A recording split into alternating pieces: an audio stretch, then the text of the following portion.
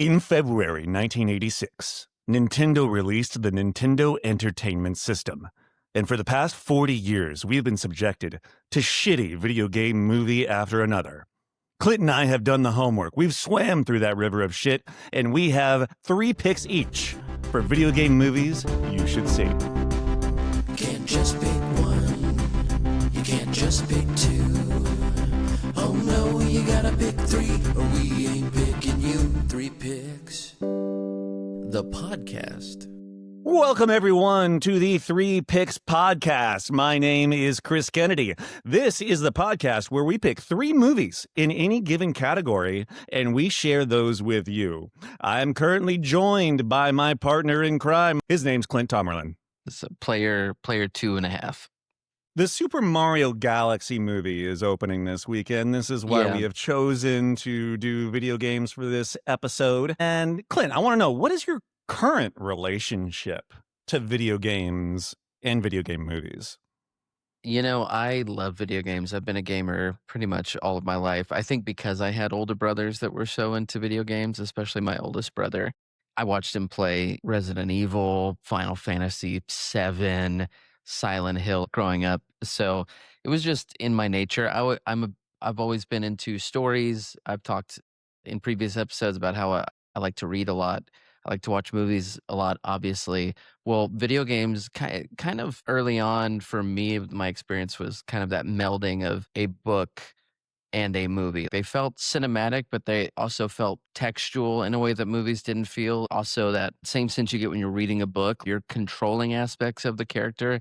So it's always, I don't know, it's always checked all my boxes. I just love it. We had the NES, we called it the regular Nintendo because Nintendo, there was Super Nintendo by the time, I was playing games. So not Super Nintendo, just regular Nintendo. One of my earliest memories of it was Legend of Zelda on the NES. Final Fantasy, that's another beloved video game series for me. Hell yeah.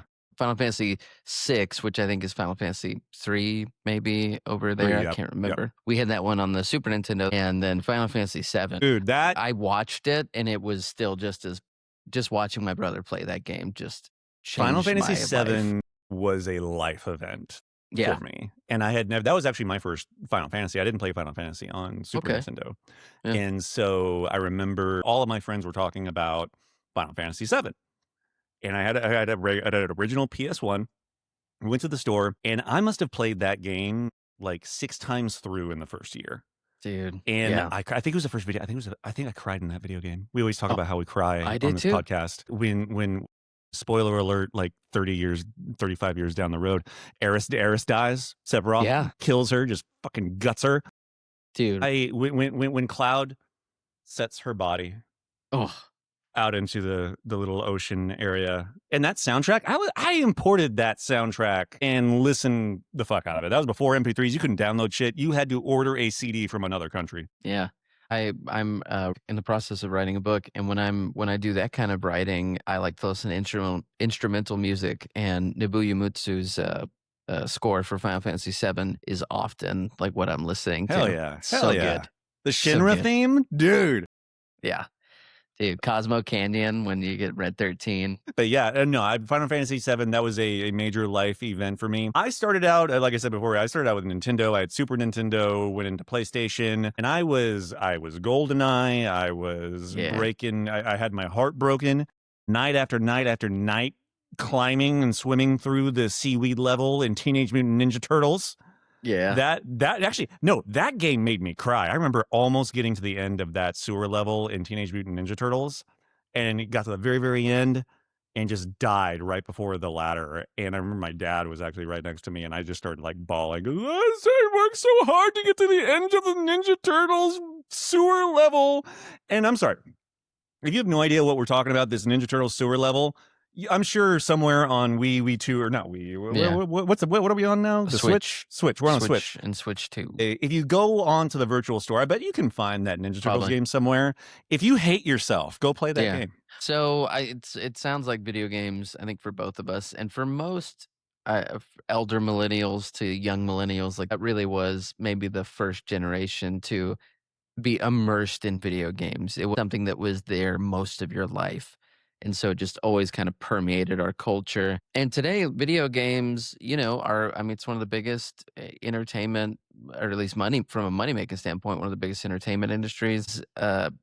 Games are now, like a lot of things in the last 30, 40 years, they're really just opportunities for corporations to make more money off of IP. I want to say it's a good thing that movies make money. I think it's great that Minecraft movie makes money. I think it's great that the Mario movie is making money. By the time this podcast comes out, I'm sure Super Mario Galaxy will have made just an astronomical amount of money. I was at the 300 theater. million worldwide? Maybe. I don't know. Maybe, I don't I know. wouldn't be It's gonna be a lot. surprised. It's gonna be a lot. I was at the theater Wednesday morning to see Ready or Not 2 like a normal non-psychotic person, and it was the first showings of Super Mario Galaxy, and there were already families at the theater, and there were so many showtimes. It's gonna make a lot of money. I had a chance to see Super Mario Galaxy. A lot of the kids in the theater seemed to think it was great. And I would say it looks good. The animation is great. Illumination does a fantastic job at that. Some of the voice acting is solid, but it really, to me, demonstrates kind of what the pitfall, pun intended, of video game adaptations with movies is. It's just something to point at the screen and go, I know those characters, and oh, that's a reference to the video game. And with all of our picks, which we're about to get into, I think there are things that you can latch onto as a video game fan, adapting these games for film that are different than, well, let's just see, whatever's on the screen. We'll just like wink at you and give references. Super Mario Galaxy movie, in my opinion, doesn't tell a good story. And so that's where it falls. Like it looks great, sounds great, all of that. But I as soon as I walked out of the theater, it was like, what were the stakes again? What were they even trying to do? Because it really didn't seem to matter much.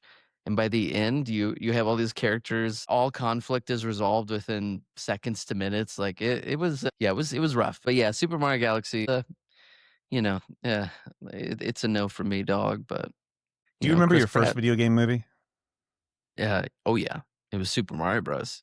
The 93? Yep. 1993. Yeah, Ooh, me too. yeah, yeah. We had it on VHS that we had taped. Miss So that was my VHS. first. I miss VHS. Yeah, It was Super always Mario fun Bros. to like, I don't know. I had my own in sixth grade. Have I ever told you that I had my own like piracy business in sixth grade? Yeah, you were the reason Where they my made those father, commercials. my father had a camcorder, and what you would do, I would go to Blockbuster, and I would rent several new releases, and you hook up the camcorder to the VCR, and you would put the movie in the VCR, you put your blank tape in the camcorder, and you would hit play on the VCR, and then you would hit record on the camcorder, and you would basically just be able to, as long as you had that little, there was that little piece of plastic Yeah, on the VHS that you had to make sure was you had to make sure it was still there, right? If I it was think off, so. you couldn't. Yeah, yeah, yeah. Yeah, yeah. And so I would create a price list, and I was in sixth grade. I would take it and I would distribute my price list at lunch, and I would take orders, and I would rip off movies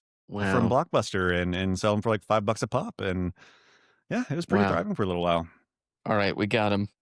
This has been a sting There's gonna be a operation. statute of limitations on that. Y'all don't even know Yeah. which ones. Yeah, I do miss. There's something you always miss what you grew up with. Obviously, VHS is not. It's not a technology that I actually miss practically day to day, but I miss the associations I have with it from Yeah. childhood. I think there actually are some movies that, I don't know, I kind of prefer watching on. I feel like I preferred watching on VHS. Like the TV movie that they did, the Star Wars Ewok movie. That's Yeah, like yeah, there that you has go, to there be you go. VHS. Well, Yeah, say there was a certain charm to watching, say, like the Batman '89 VHS. sure. Because it would have the Alfred Diet Coke commercial beforehand, and I had that shit memorized too. Yeah, And so really. there were certain things like that, and it might not even been the quality aside. Certain trailers or just certain like intros that you might see on an old VHS that just Hmm. brings back the warm and fuzzies. I love that shit. Yeah. Well, one of your picks I bought on Blu-ray, and it's got to be one of the oldest Blu-rays, maybe the oldest Blu-ray I own. I was surprised I was able to get a copy of it, and when I put it in, it had like some trailers playing, and I was like, "What the fuck is That's this?" right. DVDs used to play trailers. Yeah, yeah, yeah. I think with everything except one movie, maybe. I think everything is available on physical media. All right. And we did mention Super Mario Brothers 1993. Yeah. That is neither one of our picks No. because we want to save it. Yeah, that's Because special. that's a special one. Yeah, it's a special movie. I don't know when that's going to be, what category that may be, but we both discussed like that would both have been one of our picks, the original Super Mario Brothers. I think that I fucking love that movie. Yeah. I mean, I do love it. I own it. There's a Umbrella did a physical media release of that that's on Blu-ray and 4K. There's a 4K? Amazing to me that movie's on 4K because you could, for the longest time, you could literally not buy it anywhere. The time I watched it before I bought this current Blu-ray was I watched the entirety of it on YouTube. Oh wow. It was the only place I could find it. Speaking of Super Mario Bros, I'll start with one of my picks because the Super Mario Brothers movie with John Leguizamo and Bob Hoskins and Dennis Hopper, it comes out in 1993 and it utterly fails, has a troubled filming like backstory. It took a miracle to even release, and when it did, it failed. Just It failed from a worldly perspective. Yes, from a financial perspective. In my heart, it still is one of the greatest video game movies of all time. Yeah, well, Dennis Hopper as Bowser is absolutely fucking crazy, but the movie did so poorly that it scared the studios from releasing what is my first pick, which almost didn't even get made. Before you do that, I should also say that's the reason that you didn't get a Nintendo movie. Yes. Of video game movies for years and years and years, you would never get a Nintendo movie. Yeah, it was every other. Was Super Mario, what was the first animated one called? Was it just Super Mario World? It may have been just Super Mario World. Yeah. I think, and they don't had quote the me on TV this. show. I think that may have been the first theatrically released Nintendo video game movie since the original, maybe. I don't know. I'm not counting the random Pokemon 2000 kind of stuff. Yeah, I mean that's Game Freak. Because that was like a pre-existing TV show and whatnot. Yeah, so that came out after and wasn't officially a Nintendo, even though it was only on Nintendo systems. It wasn't a Nintendo movie. So when Super Mario Bros. Came out, yeah, definitely it killed Nintendo properties, specifically first party properties being movies. It's why we've never gotten a Legend of Zelda movie until now. I mean, there's going to be one. Is it next year? I think they're doing a Legend of. Is that a live action or it is a live action Legend of Zelda movie. I don't know how I feel about that. You know, we have the technology. If they can make. But do we have the child actor? I don't know if they're going child actor.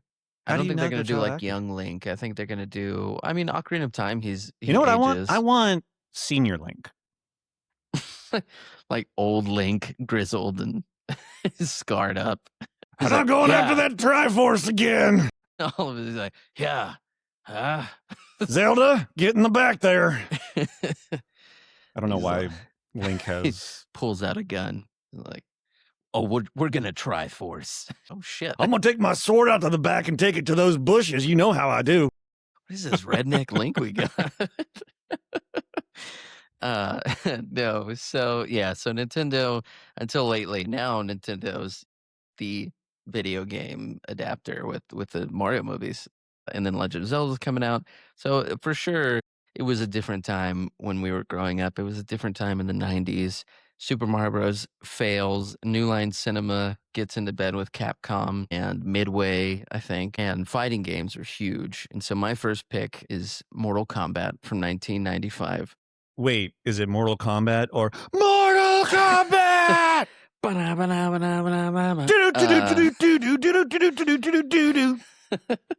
Yes, Mortal Kombat.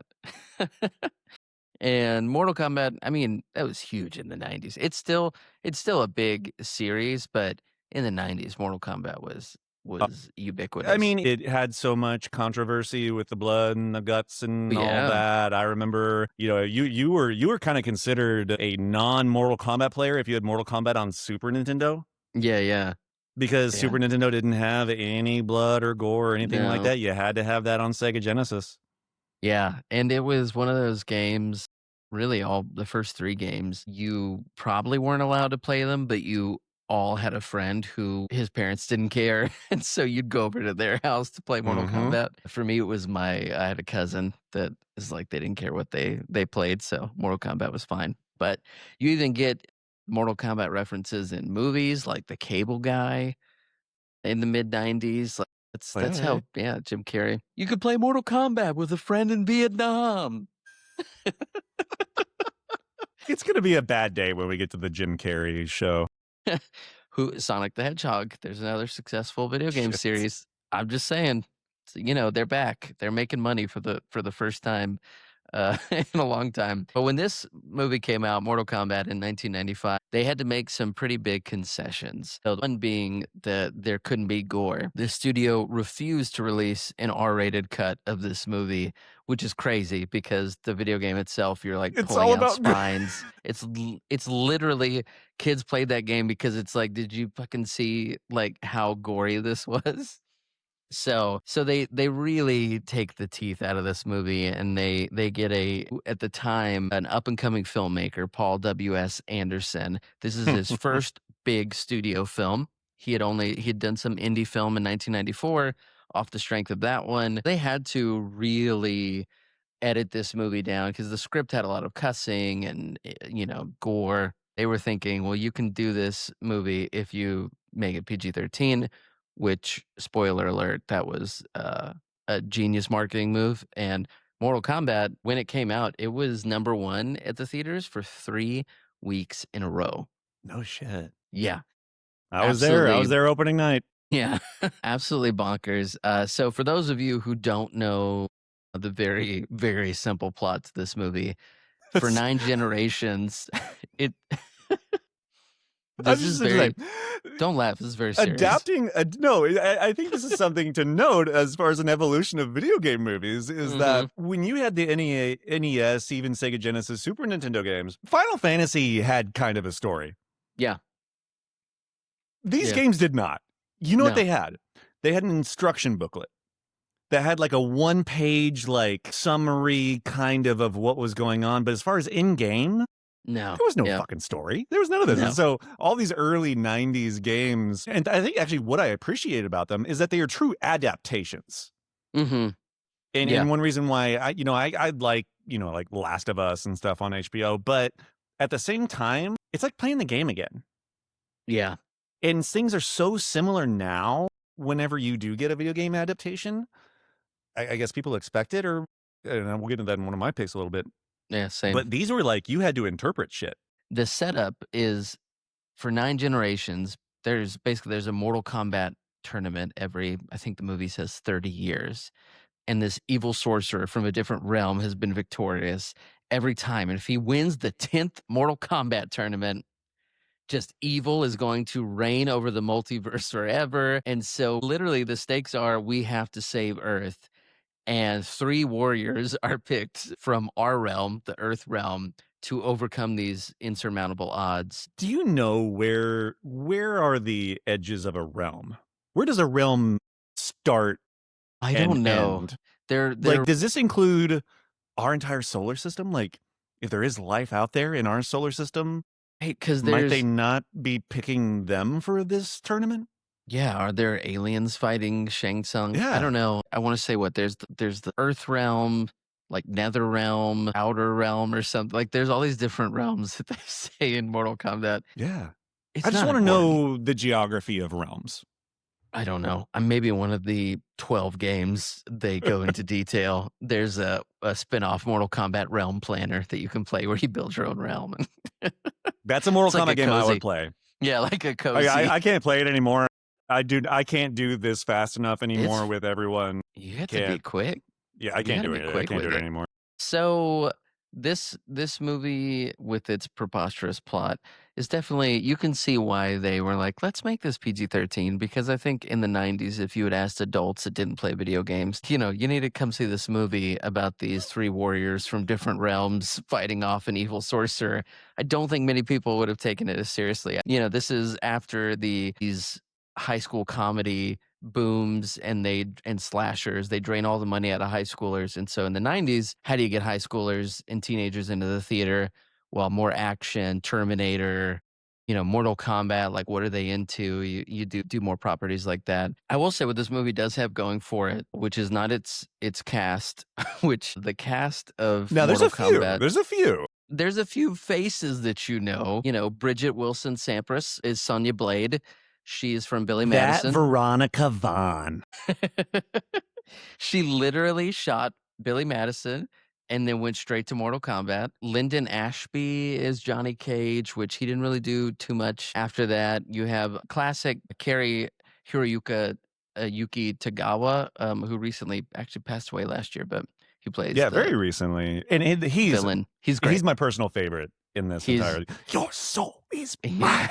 His line readings are fucking amazing. They use him in Mortal Kombat 11, the one that came out in like 2019. They took his voice lines and then they had him do some new ones, and he actually gets to do that, it's really cool. Is it Robin Flawless Shao? victory. Robin Shao is Liu Kang, is kind of the hero in this movie, and then every realm, I guess, has a god that looks after the realm, and so Raiden is our That's right. god That's for right. our realm, the god of lightning, and it's Christopher Lambert, however you say his French spelling name. I shoot It's- lightning at you. Yes. I mean, this He's is the guy bad. from He's so fucking Highlander. bad. You probably know him if you know him at all anymore. Unfortunately, I don't think he's really done. Yeah, you can't take that for granted that people actually know Christopher Lambert. Yeah, because when we were growing up, Highlander was huge. I mean, and ironically, Highlander had Sean Connery in it, and Sean Connery was the first actor that they wanted for Raiden. Actually, Sean Connery they really wanted Sean Connery for Raiden, and he was Stuff like, a I'm lightning not bolt doing up that. your ass. He's like, I'm not doing that shit. He was like, I'd rather play golf. It's cool. But then he goes and does the League of Extraordinary Gentlemen like 2 years later or something. Yeah. I was a little, I think it was like 2000, 2001. So, Dude, but that that's could true. have been something. Anka, I know. Yeah. And then that makes sense. I'm like, oh, I would imagine Sean Connery's looking out for us as a realm. Like, that sounds right. And then Danny Glover was also considered for Raiden.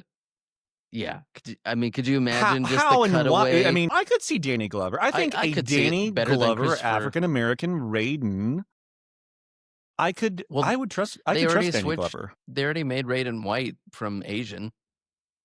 He's Asian in the game, so they already do Christopher Lambert.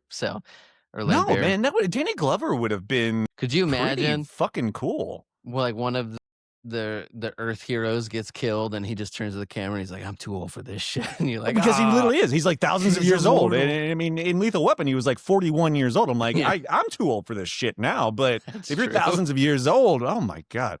And then like at the end of Predator, who's next? So instead, we get the whispery voiced Christopher Lambert, who's, let me tell you about how the Mortal Kombat tournament works. And the lightning graphics look I'm not saying this is a good movie. I did not pick this because it's a good movie. I picked it because it's one of my favorite bad movies. This is something that when I put on and the techno score just comes on, I'm just like, fuck yeah.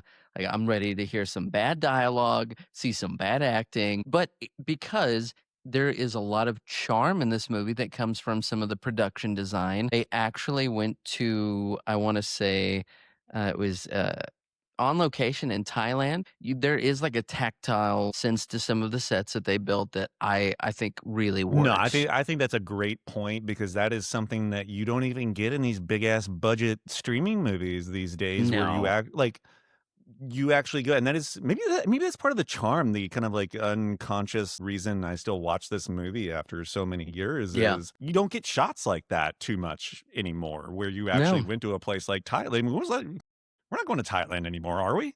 Just for White Lotus seasons, you know? I mean, and I think, well, TV gets to do it. TV does it, I think, quite and it works. And it works. Like, you see, well, and that's why TV is successful. in the shape that it is now, I think. Yeah. This movie plays out with a lot of scenes of ridiculous story exposition and fight scenes that should be gory and should be bloody. I mean, to me, if you could combine the Mortal Kombat movie from 2021, the violence and fight choreography of that movie with everything else from the 1995 Mortal Kombat movie, that would be a great Mortal Kombat Oh, movie. yeah. Yeah, 100% You know, agree. but they both kinda sacrifice. I think the reboot and the redo in 2021 takes itself way too seriously, and I think the one in '95 needs better fighting and violence. But when you hear about the production, I mean, it was Paul W.S. Anderson's, first big budget movie. There's a story where when I think it was Robin Shou, like, Paul Anderson is shooting in wide shots of these fights. It's just the most exhausting way to shoot fight scenes is wide because every little bit of action and every little bit of choreography has to be perfect. And so I think it was Robin who played Liu Kang who pulled him aside and was like, "Hey, there's a reason why we kind of do lots of close-ups and mids and we cut, in and around so we save our strength and we're not just doing this whole fight and you see every little thing." Full out, yeah. It was interesting, all of the stuff behind the scenes. There was a lot of interference with the studio, not just from the rating, but from the casting department. And there was just some odd, like, unfortunate things. Steve James was supposed to play Jax. He's from "Gonna Get You, Sucka," and some movies from the '70s and '80s. He died about a year before production began, and then Gregory McKinney, who does play Jax in the movie, he died in 1998, a couple years after the success of the movie. So he, Wow. yeah, I know it's interesting, and they both died at the age of 41. I'm not sure what that's about. Uh, Goro. So there's a character named Goro. If you've never seen this movie, and he's got lots of arms. He's got 6 arms. He's an animatronic mostly, and he's fucking huge. Had to be operated by around 15 people, and the animatronic broke down frequently, and they could not get the animatronic to Thailand. And you kind of feel it in the movie. You could tell they wanted to do more with Goro, but they don't really. And then you can also tell that some of the scenes Goro's not really there. It's not And there. No, you there's nothing know, there. you're just like this feels weird. Now, my question about Goro. Yeah. How does What's this he? dude what's this dude packing? How Yeah. big is his hog? Big Because enough to he gets punched. What takes him out is he gets punched in the Yeah. fucking nuts, Big which is enough such to a where bitch ass way to go out. I think in Mortal Kombat, just punching in the Yes. nuts. It's Johnny. It's the big. How it's the big is that splits. thing? It's gotta be fucking huge. I would ask if it's just one thing. I mean, he's got Yeah, 6 arms. Four? How many? How What if many he has like balls does he 4 got? urethras? Can you imagine the Oh, mess that would fucking make? that's insane. It's gotta be big enough to where it's enough to take him out. He's got 8 balls. Yeah, Johnny Cage, well, he does the splits, right? And then yeah, hits Goro in the nuts. Johnny Cage, who originally they had wanted Tom Cruise to play that part because Johnny Cage is this Dude, if we had Sean Connery and and Tom Tom Cruise, man, Cruise in this movie. fuck yeah. Fuck yes. Tom Cruise, and then I think Johnny Depp was also considered because Johnny Cage is this LA actor, and also for some reason the whitest actor in the world is also like one of the greatest at martial arts. It's very And then ridiculous. I was watching this again and it was so odd to me. I was like, how in the fuck do all these people get to the tournament? They really kind of go, yeah, there, and then they all get on a boat and they go to the tournament. It kind of That's a hell of a boat too. it just happens. So another Johnny Cage what if was Jean-Claude Van Damme. They wanted Jean-Claude Van Damme as Johnny Cage, but he turned it down so he could be in Street Fighter. Was that So why? yeah, so it was a real Mortal Kombat versus Street Fighter, and Van Damme liked the character. He had My more screen son, I time. chose to fight you instead of Goro. Could you imagine if we had Jean-Claude Van Damme doing the splits, hitting Goro in the nuts? That'd I will be take you out by punching your balls, Goro. Oh, mon ami. I never considered him as I know he's Belgian, French Belgian, but I like the idea of like a beret wearing We just- Jean-Claude Van Damme being like, "Is yes I kicks and a punch."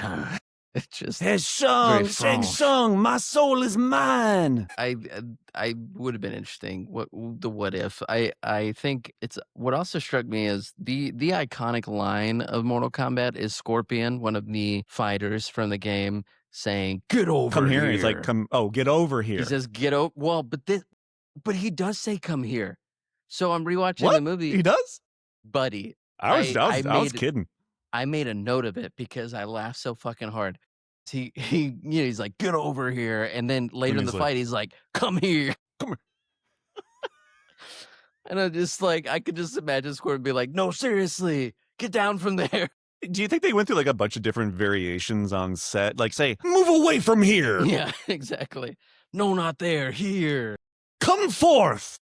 a little to the left." It's getting very specific.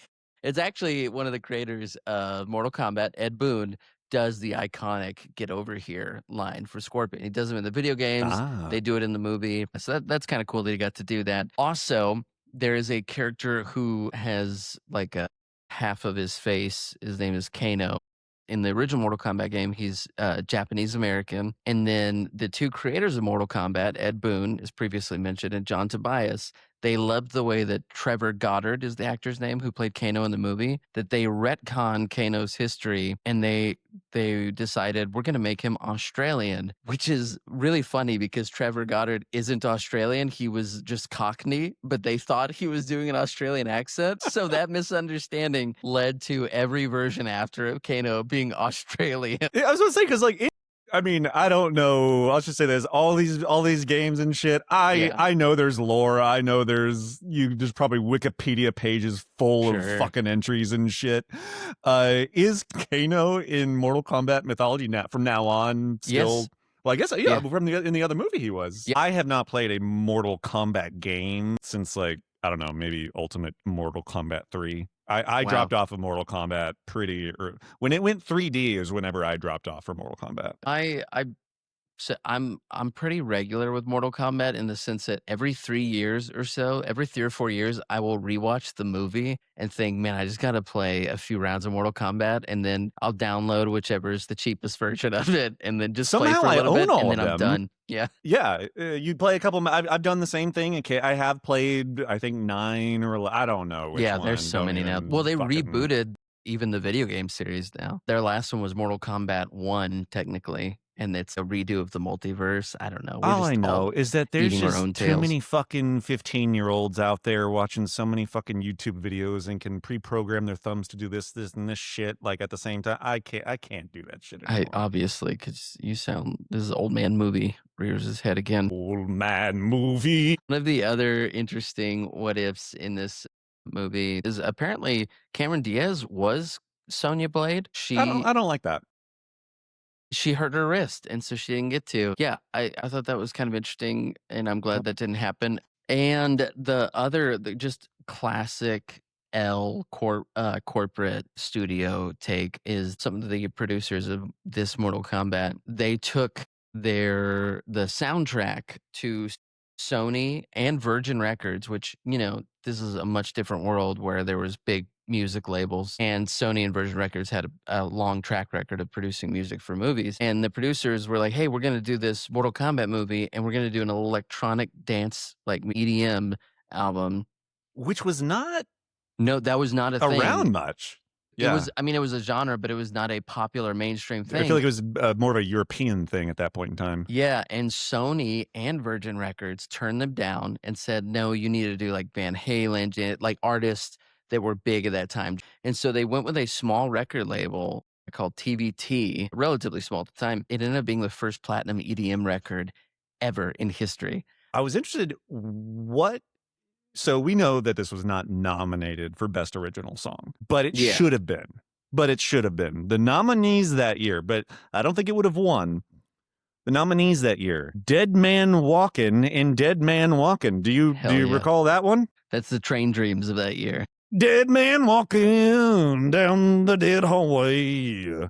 And then we have this okay. Don Juan DeMarco. Do you remember this? Don Juan DeMarco.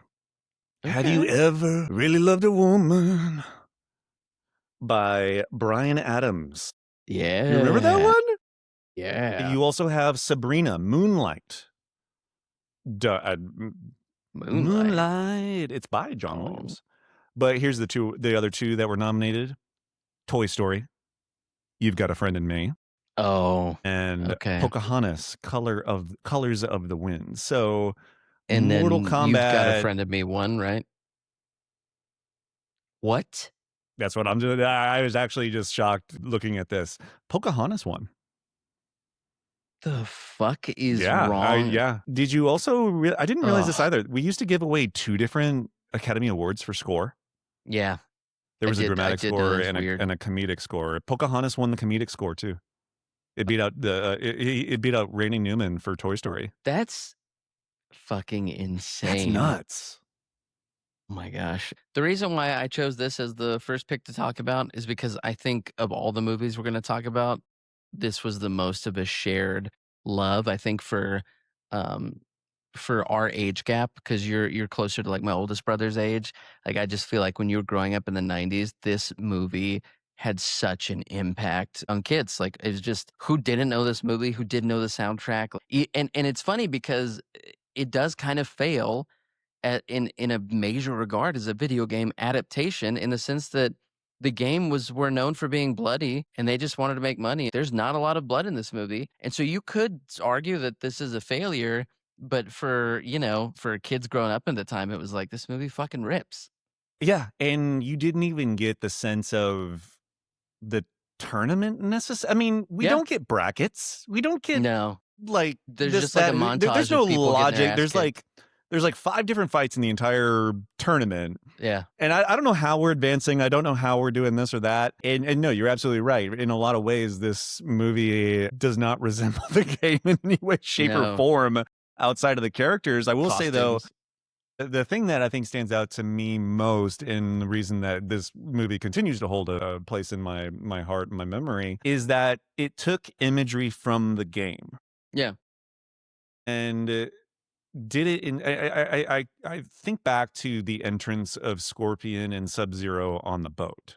Yeah. And that I remember that was a clip that was like a clip that they released on like Entertainment Tonight. Yeah. Here's what I Yeah. used to do. I used to have a blank VHS tape and I'd put it in. I would always have it in the VCR because anytime that something about a movie that was coming up that I wanted to watch was on, I would record it. Wow. Trailers, everything. And so I had a VHS of like every single press junket thing for It's something like I wish I still had. Yeah. But that clip of Scorpion and Sub-Zero coming out, I don't know that I had ever had like a boner from anything other than a woman before. I was so engaged. I was so excited. I think was Mortal Kombat 3 already out? Mortal Kombat 2 was already out. They timed it to release. It was like the movie came out and then Mortal Kombat 3 came out as well. Okay, So yeah. it was brand So synergy. my interest in Mortal Kombat was like at a fever pitch. I even would go and rent the little. They did like some shitty little cartoon that you could rent at Blockbuster, Yeah. and then I would go. I saw this movie 4 times in the movie theater because at certain points in this movie, I can't remember exactly how it used to go, but there was codes that you could put Yeah. into the game, and so I think at the very end when you see like there's like little circles on the floor. I think those match up to symbols, and that was a code that you could actually Yes. use in game. And There was so it was a code for the arcade version that you could switch your character mid game. so Yeah. Yeah. I devoured this movie. It did such a good Yeah. job adapting the video game. Yeah. And yeah, banger soundtrack. Your soul is mine. Dude, Fucking Shang Tsung, he'd be great in the cuck chair, just giving you directions. Finish him. no. Flawless victory. Okay, thanks, man. So fucking good. So good. Good pick. Good pick. Thank you, thank you, thank you. I'm going to move on to my number 3 pick, and I should iterate particularly before my 3rd pick right here. These are not our favorite picks. These are just picks that were kind of and again, I said this in the last episode, I think. One of our missions is we want y'all to see go see more movies. Buy Yeah. physical media. Here one of my favorite things to do every single day, get on Amazon, just search 4K movies and just hit the deals. What's Mhm. the current deal of the day? I've gotten so many great 4Ks at like 10, 11, 12 bucks, something Yeah. like that. Anyway, this is part of that. This is part of this, and it's a push for us to go see more, see things that we haven't seen either. Mhm. And so I say that because my 3rd pick is a movie that is fucking terrible. This one is a real stinker. It is Resident Evil: Welcome to Raccoon City from 2021. All right, and Here's the audience of people that am recommending watch this movie. If you are of my age or around of my age, I'm 42, and you played the original Resident Evil and Resident Evil 2, this movie is going to give you kind of the feels, warm and fuzzies a little bit about looking back at some of those original two games, particularly. And I'm not talking about the remakes, the remakes which I'm actually playing through right now and love them. They're But good. we're talking original voice acting, which if you played the original Resident Evil, the voice acting is famously just fucking terrible, Bad.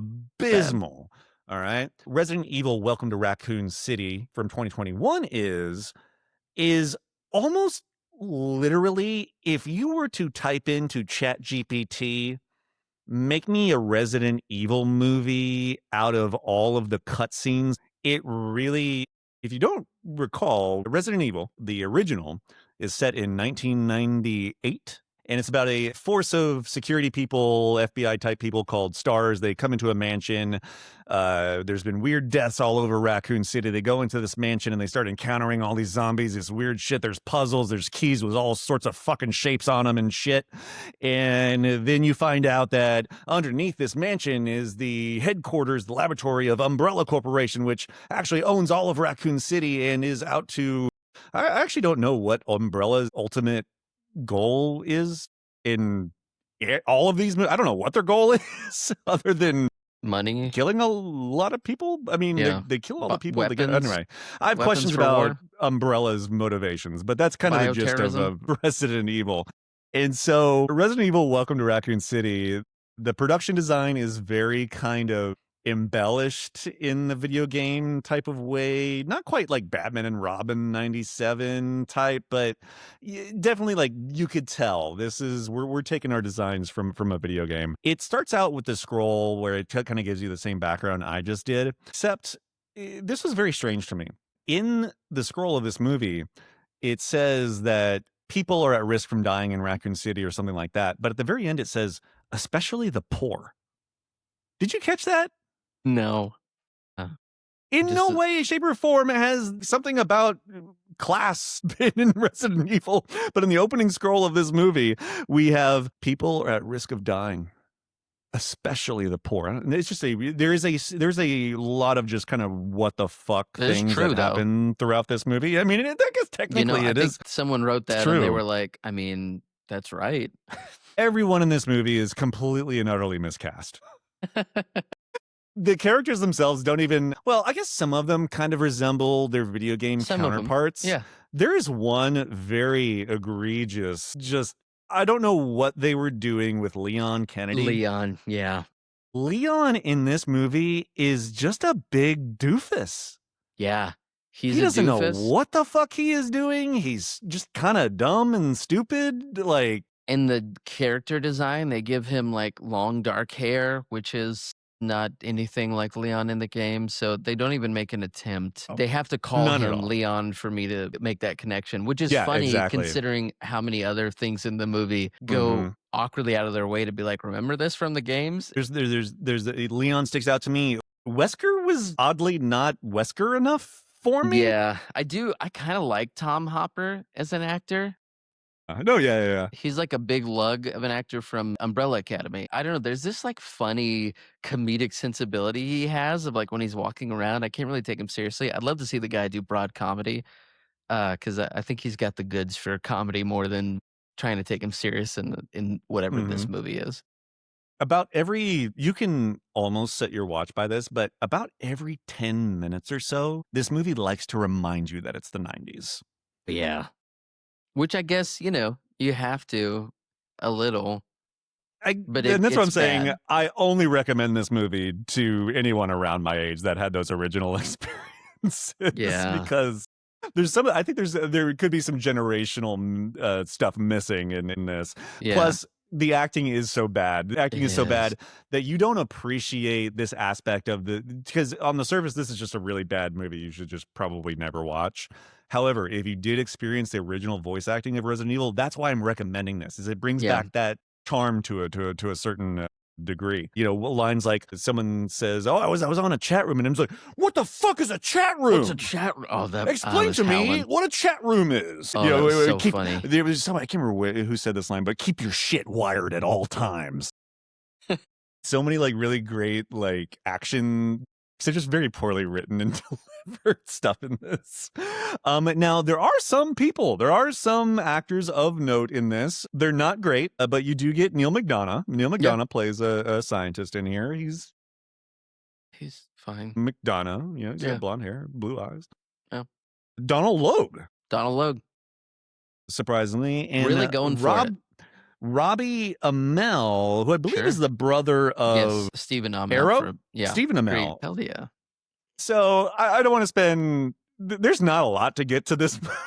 No, You do, however, as you do watch, and it's not terribly long. I think it's like no. 86, 90 minutes, something like that. You get to the point where you just start seeing the stitching of cutscene after cutscene after cutscene. You get the original zombie turning around, Resident Evil. You get a lot of the Resident Evil 2 stuff at the police station. Yeah, And it's just kind of interesting. Some of them are pretty, as far as just like the shot itself and like recreating that thing. It's kind of cool. Like I enjoyed it to a certain degree. Will I ever watch this movie ever again? No, probably not. no. But it is kind of, to me, this was just kind of a weird, unique gem of a movie. Not gem, but just kind of oddity of a movie that brought me a little bit of charm, and I just kind of Yeah, enjoyed. It was a nice kind of distraction for an evening. And so if you did have those original Resident Evil experiences, you should totally check this out. yeah. I had never heard of it. I saw it when because I was watching the original Resident Evil movie, the Paul W.S. Anderson one, Yeah. and it had come up as a suggested movie after. In my head, I thought it must be some TV show thing that I just never saw. And then when you texted me that you saw this Resident Evil movie, I was like, "Oh, it's a movie?" Like, I just completely memory hold, or just maybe they didn't really market it because of COVID. It's like 2021 is when it came out. I don't know. Yeah. Because it wasn't I'd just never heard of it. this. There was also a TV series So on there was. Netflix. Yeah, there was a Netflix TV series, I believe, Can't and get both of over these this. just, like, failed absolutely miserably, which is Yeah. kinda strange. You know, at the same time, the games started taking off again. Yeah. The franchise, like, took a downturn on Resident Evil 6, and then whenever, Biohazard came out, number 7, and now Requiem I just played It's Requiem a couple of weekends it's ago. It's yeah, fucking great. sold millions of copies, like, it's back as a Yeah, and franchise. so, yeah, if you're looking for a little Resident Evil distraction, this is not a good movie in any way, shape, or No, form, but it has some charm. it does, and I think the charm comes from, ironically, the miscast actors. I think I think it was just interesting to see them interact with each other.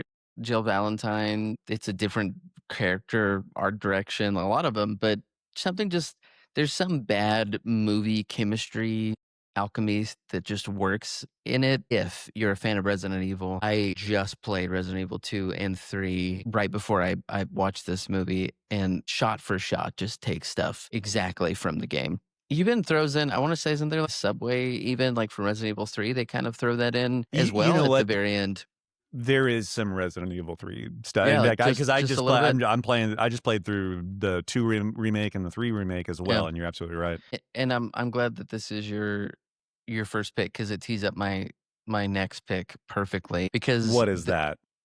it is Silent Hill from 2006, the Christoph Gans, film. Maybe this is a hot take, and I think some of it comes down to what you view the purpose of adaptation, because Welcome to Raccoon City, it seems to exist just to point at the audience who has played the games and go, "See, we did it. This is exactly from the game." I really don't like that from an adaptation standpoint of video games. I think when something exists and you're adapting it, and this is like the same with books, you have to actually adapt and change things enough. And for me, what I'm feeling when I'm playing a video game, if you can adapt that, that makes it a successful adaptation. Yeah, yeah. So I'm going to start off with a very bold statement that I do believe that Silent Hill from 2006 is the most successful video game adaptation that I've ever seen. Wow. And I'll get to why I firmly believe that. But so if you've never played Silent Hill game, There's psychological horror set in this town that seems to be almost like a horror version of a Twin Peaks, like it's tucked away in some other realm, whether that's a purgatory or different things. The lore has evolved over the years in the games. By the time this movie came out, Silent Hill 1 and Silent Hill 2 were already out, and I believe it was the same year Silent Hill 3 came out as the when this came out. But what they did is they loosely adapted the first Silent Hill video game, and they made some very big changes. So the plot of this movie is about Rose, a desperate mother who takes her adopted daughter, Sharon, to the town of Silent Hill in an attempt to cure her ailment, something that's been happening. I won't spoil. But after like a violent car crash, Rose wakes up and her daughter Sharon has disappeared. And so then the movie is really about Rose's very horrific journey to find her daughter and figure out what is going on in this town that is covered in ash. Seems like it's like a shell of a town, a lot very scary things going on. There's a lot of creatures that Rose encounters, and it makes some very big changes from the game. First two games, it's from the perspective of men. So this one, instead of the father looking for his daughter, who is a widower, actually, I think in the first game, I was this gonna say, if I can just interject here, yeah. I have never finished a Silent Hill game. I have Wow. actually watched this movie. I've put in more hours into this movie than I have the game itself. I'm Okay. long overdue. This is Silent Yeah. Hill is a video game blind spot to me. Wow. Okay. Hearing the difference, and I have sat down and played Silent Hill. I Yeah, just yeah. didn't get around to finishing it. But I love listening to your differences in the adaptation there because I'm coming to this really not knowing the game. Yeah.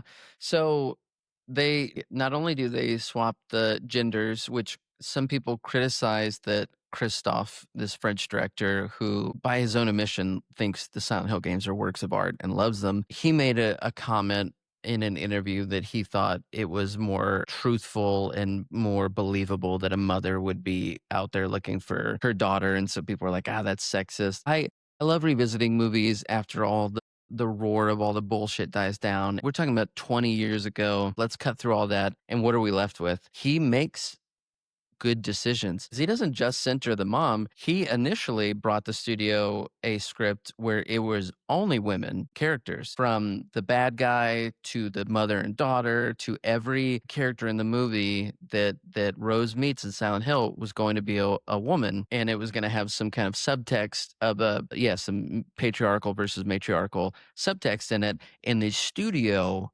forced the filmmaker to put men in the movies, and that's why you have Sean Bean and Kim Coates. Sean Bean is technically a character from the video games, technically. And so the movie has a subplot with him. And what's interesting is that it's a studio note that works. The stuff where Sean Bean is trying to follow his wife into Silent Hill, and he's trying to find out what happened to his wife and daughter now. I think it's some of my favorite stuff in the movie, which kind of goes back to that. There's a tension between artists and executives. And I think some of the most successful works of commercial art have had some intervention done into it, like some notes that end up working. And then other times in Mortal Kombat, it doesn't. Like, it's like, why Yeah, was this not it's rated R? ultimately a collaboration that people come together over multiple perspectives, and every studio note that's ever been given is not a bad note. Yeah, like it's not bad just We because often it's think a of that studio note. negatively, but Yeah, sometimes it's good. there's probably hundreds, if not thousands, of examples of good studio notes that we just are not aware. We are always aware of when the studio interfered and that went bad. Yeah. We're not always aware of when it went good.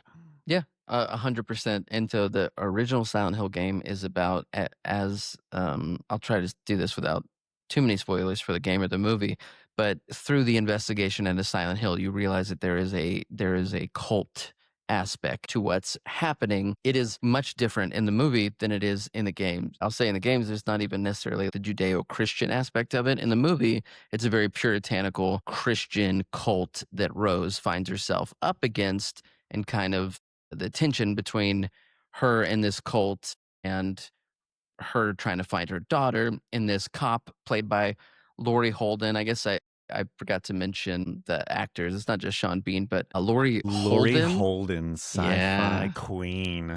Horror queen too. So Yeah. Laurie Holden, most people know her from, I would imagine, The Walking Dead, right? For Andrea. Now me, she's X-Files to me.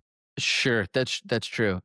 And oh, she did Silent Hill, and then she did The Mist, and then she did The Walking Dead. That's right, that's Pretty right. fucking awesome run Yeah, of Walking Dead. horror She went on right a there. Darabont run there.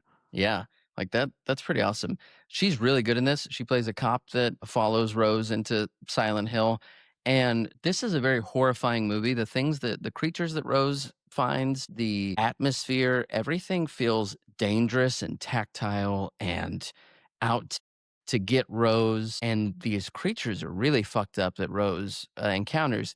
One of them being this armless, they just call it like the armless man, I think in the credits, and it almost looks like a person stuck in a bodysuit of a person with no arms and just wiggling around. It's very, very scary. That is a real person. They got dancers to do all of the creature performances in this. So they were all professional dancers who were choreographed in how to move by a Italian choreographer and dancer. The movement and some of the images in this movie, just I It's think about it. I'm thinking about it right now, yeah. and it makes me just squirm. It works.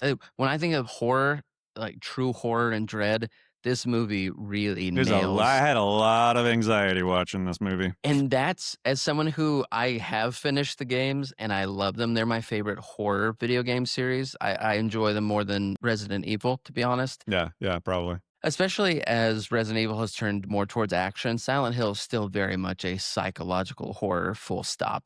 You're not coming up against anything in Silent Hill thinking like, well, how am I going to attack this monster? You're very much like, how the fuck do I get out of here? Because I just got to go. Which is what the fuck is going? Yeah. I remember playing that first. I mean, I sometime early on, you just like see Yeah. kids in a dark alley or some shit, Great. and there's some candle Yeah. like. They're in the movie. So another controversial, and I say this a Silent Hill fan, and I know this is a hot take because the fans got pretty upset about these changes, but they also make this decision to pull in monsters from Silent Hill 2. And without spoiling Silent Hill 2 as a game, because I think it is one of the best entertainment experiences that you can have as a horror fan. If you are okay with playing horror video games, I genuinely think Silent Hill 2 is one of the best experiences you can have from a story standpoint, especially. So I will say that there is subtext to the monsters in Silent Hill 2 that are meaningful to that story. And you could talk for hours about the psychology behind it. Now, Dude, I'm totally for like playing this game tonight. hell yeah. But in adapting this movie, they took the imagery of these characters and brought them into this movie without the subtext, and that pissed off a lot of fans. They're like, these characters don't necessarily make sense to Rose's story. Hey, I understand because Silent Hill 2 is a special experience when it comes to the interplay between what you're seeing and how they wrote the story, but they're adapting Silent Hill writ large.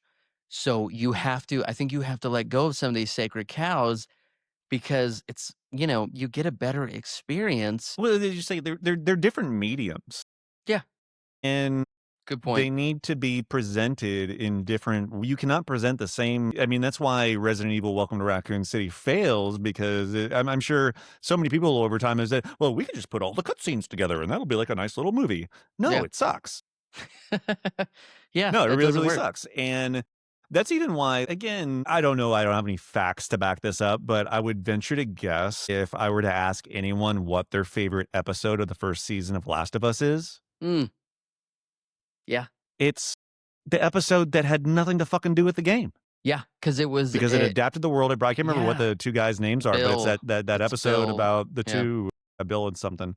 yeah. Ted. That was an amazing piece of television, and that is nowhere to be seen in And the it game. is true to the game. And it's why I get bored watching that series sometimes because I'm like, You know what's gonna happen. this is so damn close to Yeah. the game. It's so too faithful. And so, yeah, when you have something like Silent Hill and this movie adapting the world as a whole, Yes. encompassing of multiple sequels and whatnot, that's what I want to see in the movies. I want to see the adaptation of the world. Yeah, I can have that. This is the same thing that I get upset as a musician. That's what I do for a living. And when people want to go to shows and hear things exactly like the record, I'm just like, man, just fucking get me off stage if that's what you want, because that is really boring for a lot of artists and should be boring for fans. We go to these experiences, especially when it's like the theater or a concert. This is a moment in time where these performers are doing something on that stage that you're witnessing just then. Is it rehearsed? Yes. Is there some idea of where it's going? Yes, but there's a lot of organic moments that go into live theater and live music It is that singular, and it will yeah. never be that way ever again. Yeah, and it's special. And so with something on rails in the way that video games have to be, if you want that amazing experience of playing Silent Hill 2, I have great news for you. You can play Silent Hill 2. And you can have that experience. Same with Final Fantasy 7. I think that's why the remakes don't even bother me as much because I have the original Final Fantasy 7. I'm fine with experiencing it in a different way. I'll let go of some of that. If it's a good experience, it's a good experience.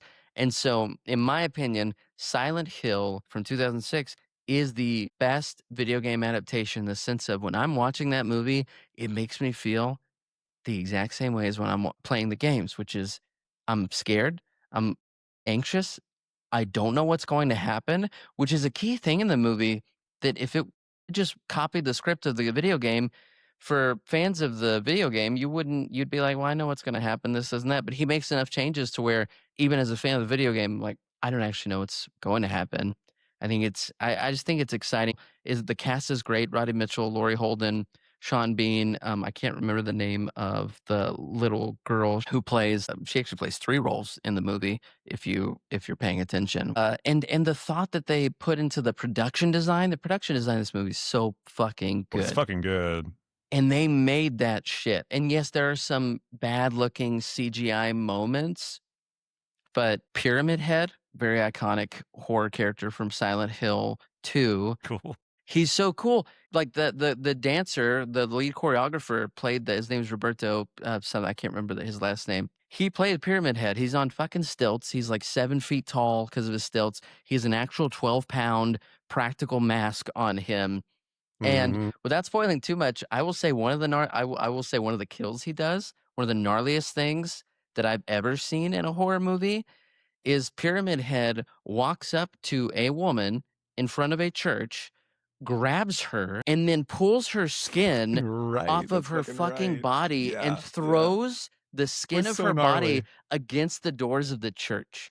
So fucking gnarly. There's some good Absolutely kills in crazy. this movie, and the other one at the end, Toasty! Yeah, yeah, there's people being burned alive. There's this crazy janitor character who's bent over himself that they made just for the movie that when you look at the behind the scenes, it's actually if you're a fan of behind the scenes featurettes, this movie has one of the best ones you can watch. It's about an hour long when you watch them all, but it walks you through the costume designs and the sets and the actors. And you can tell when you watch the behind the scenes, it's like, man, people, they were ironically having fun. They cared about what they were doing. And the other thing that the director fought for that I thought was great was the music. He wanted all of the music to come from the game, from Akira Yamaoka, the composer of the original Silent Hill games. But because of the production being in Canada, there was a clause in the contract that said they had to use a Canadian composer. So what they did is the composer that they used, they were like, "Hey, we want you to remix the score from the game." So a lot of this beautiful piano stuff that you hear in the movie is taken and remixed from the games. So you had a lot of just a lot of nods to the game in an intentional way. The script itself was written by Roger Avery. He was apparently a big fan of the games, which is interesting. Roger Avery, if you don't know, he used to work with Quentin Tarantino at a video store, and he is credited for the story on Pulp Fiction. I think he actually has an Oscar from the screenplay win for Pulp Fiction. I do think it's the most successful video game adaptation. I think what really hurt this movie was kind of like what happened with Star Wars. Fans were overly critical and Mm. really, even though this movie was a success financially, it has kind of a marred reputation in the community because of how the fans got. And not only that, there are 2 sequels to this. Do not watch either of them, please, if Well, you've I was about never to seen ask them. because I know whatever the sequel after it was, I'd never heard anything about it ever again, so I just The figured it was a piece of most shit. dog But shit, one just yeah. came out, right? Yes, and it's adapting Directed by the Silent same guy. Yes, and it adapts Silent Hill 2, and do not watch it. I implore people, please, or at least don't watch it until after you've played and beaten the game Silent Hill 2, Okay. because it's not a good movie, and it'll make you think that playing Silent Hill 2 is not a good experience, and I promise you, if you play the Silent Hill 2 remake, and you have that experience from a gaming standpoint, you will love it. Do not watch these movies. Silent Hill Revelations 3D was a fucking gimmick of a movie where they filmed it just for 3D in theaters. They loosely take some shit from Silent Hill 3, including like the main girl's design, but then they try to tie it in and kind of ruin what's great about the ending, which I won't say what the ending is in the Silent Hill movie from 2006. I think it's a really good ending. And I think they just kind of completely retcon that. I'm hoping Sean Bean was just contractually obligated to appear in it. He doesn't have a huge performance in the sequel, but it is literally a what not to do for making a follow-up to a successful movie where you go, this movie made money, was actually pretty good. Now let's follow it up with just the biggest piece of shit Silent Hill IP thing we can do. Because Christopher Gans, he did Brotherhood of the Wolf. Yeah. Well, Which is before if you Silent haven't Hill. seen Brotherhood of the Wolf, fucking go out and see Brotherhood of the Wolf. That's a Yeah. badass fucking movie. That was before. I think that's what helped him get the Silent Hill gig, if I'm not mistaken. But I don't know why he made Silent Hill and it's great, and then he did the recent one, and I think it's the opposite. I Yeah, you know, what was movie I doing at magic. the I know what I was doing. I was in 2006, I was in my senior year of college / doing my acting internship in Milwaukee, and I didn't know what the fuck was going on with video games. I didn't know Yeah. what the hell was going on with movies, really. Like, I was lucky I got to see Casino Royale that year. So there's a period there in the early 2000s where I was totally disconnected from so much. So this is kind of a strange one for me because I did not see this until years on, and I didn't know. I'm just sitting here listening. I'm like, I didn't know any of this Yeah. shit. It's great, and I have it on Blu-ray. Woo-hoo. Physical media, baby. Go get it. I have to reiterate once again that these picks are coming from the heart. They're coming from a place of nostalgia, not because we think any of them are technically or from a craft perspective really all that tremendous, because most of them are not, Silent Hill being an exception. My next pick comes from the directorial genius of Steven D'Souza. It is the 1994 classic, very crystal clear storyline, plot point. It's known for this. It is Street Fighter. Starring none other than Jean-Claude Van Damme. The absolutely amazing and talented, and I miss him so much, and he's actually good in this movie, Raul Julia playing M. Bison. Yeah. We've got pop star Kylie Minogue in there Yeah. as Cammy. We got Ming-Na Wen, right? We got Ming-Na So Wen good. as Chun-Li. So the reason I'm picking Street Fighter, so this movie was pre Mortal Kombat by about a year or so, Yeah.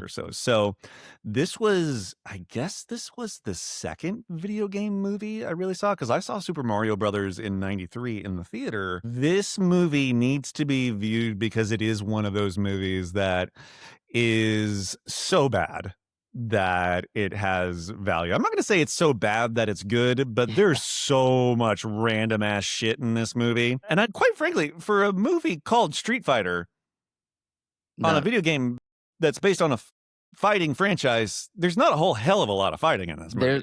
Just in general, there's not a lot of fighting. Like You 3 get fights, maybe 4. The star of this movie is just the adaptations of all the characters from the game. Because again, this is one of those instances like Mortal Kombat where, was there a story here? Yeah. In the game? I think even There's less. I think Street Fighter 2 even less so. Than Mortal Had Kombat, less of yeah. a story than Mortal Kombat. And there's just a bunch of, you would go up to the arcade cabinet and there's a bunch of different people from a bunch of different countries kicking each other's asses in a lot of cool arenas. That's what Street Fighter was. Yeah. And so now we're going to make a 90-minute movie about it. That requires story. They didn't get quite that far. Let's just go, but we'll go to Letterboxd. Letterboxd has as the summary for Street Fighter the tagline, "The fight to save the world is on. Colonel Guile and various other martial arts heroes fight against the tyranny of dictator M. Bison and his cohorts." The best comparison that I have for what is going on in Street Fighter is probably what's going on in Iran right now. Yeah. Yeah.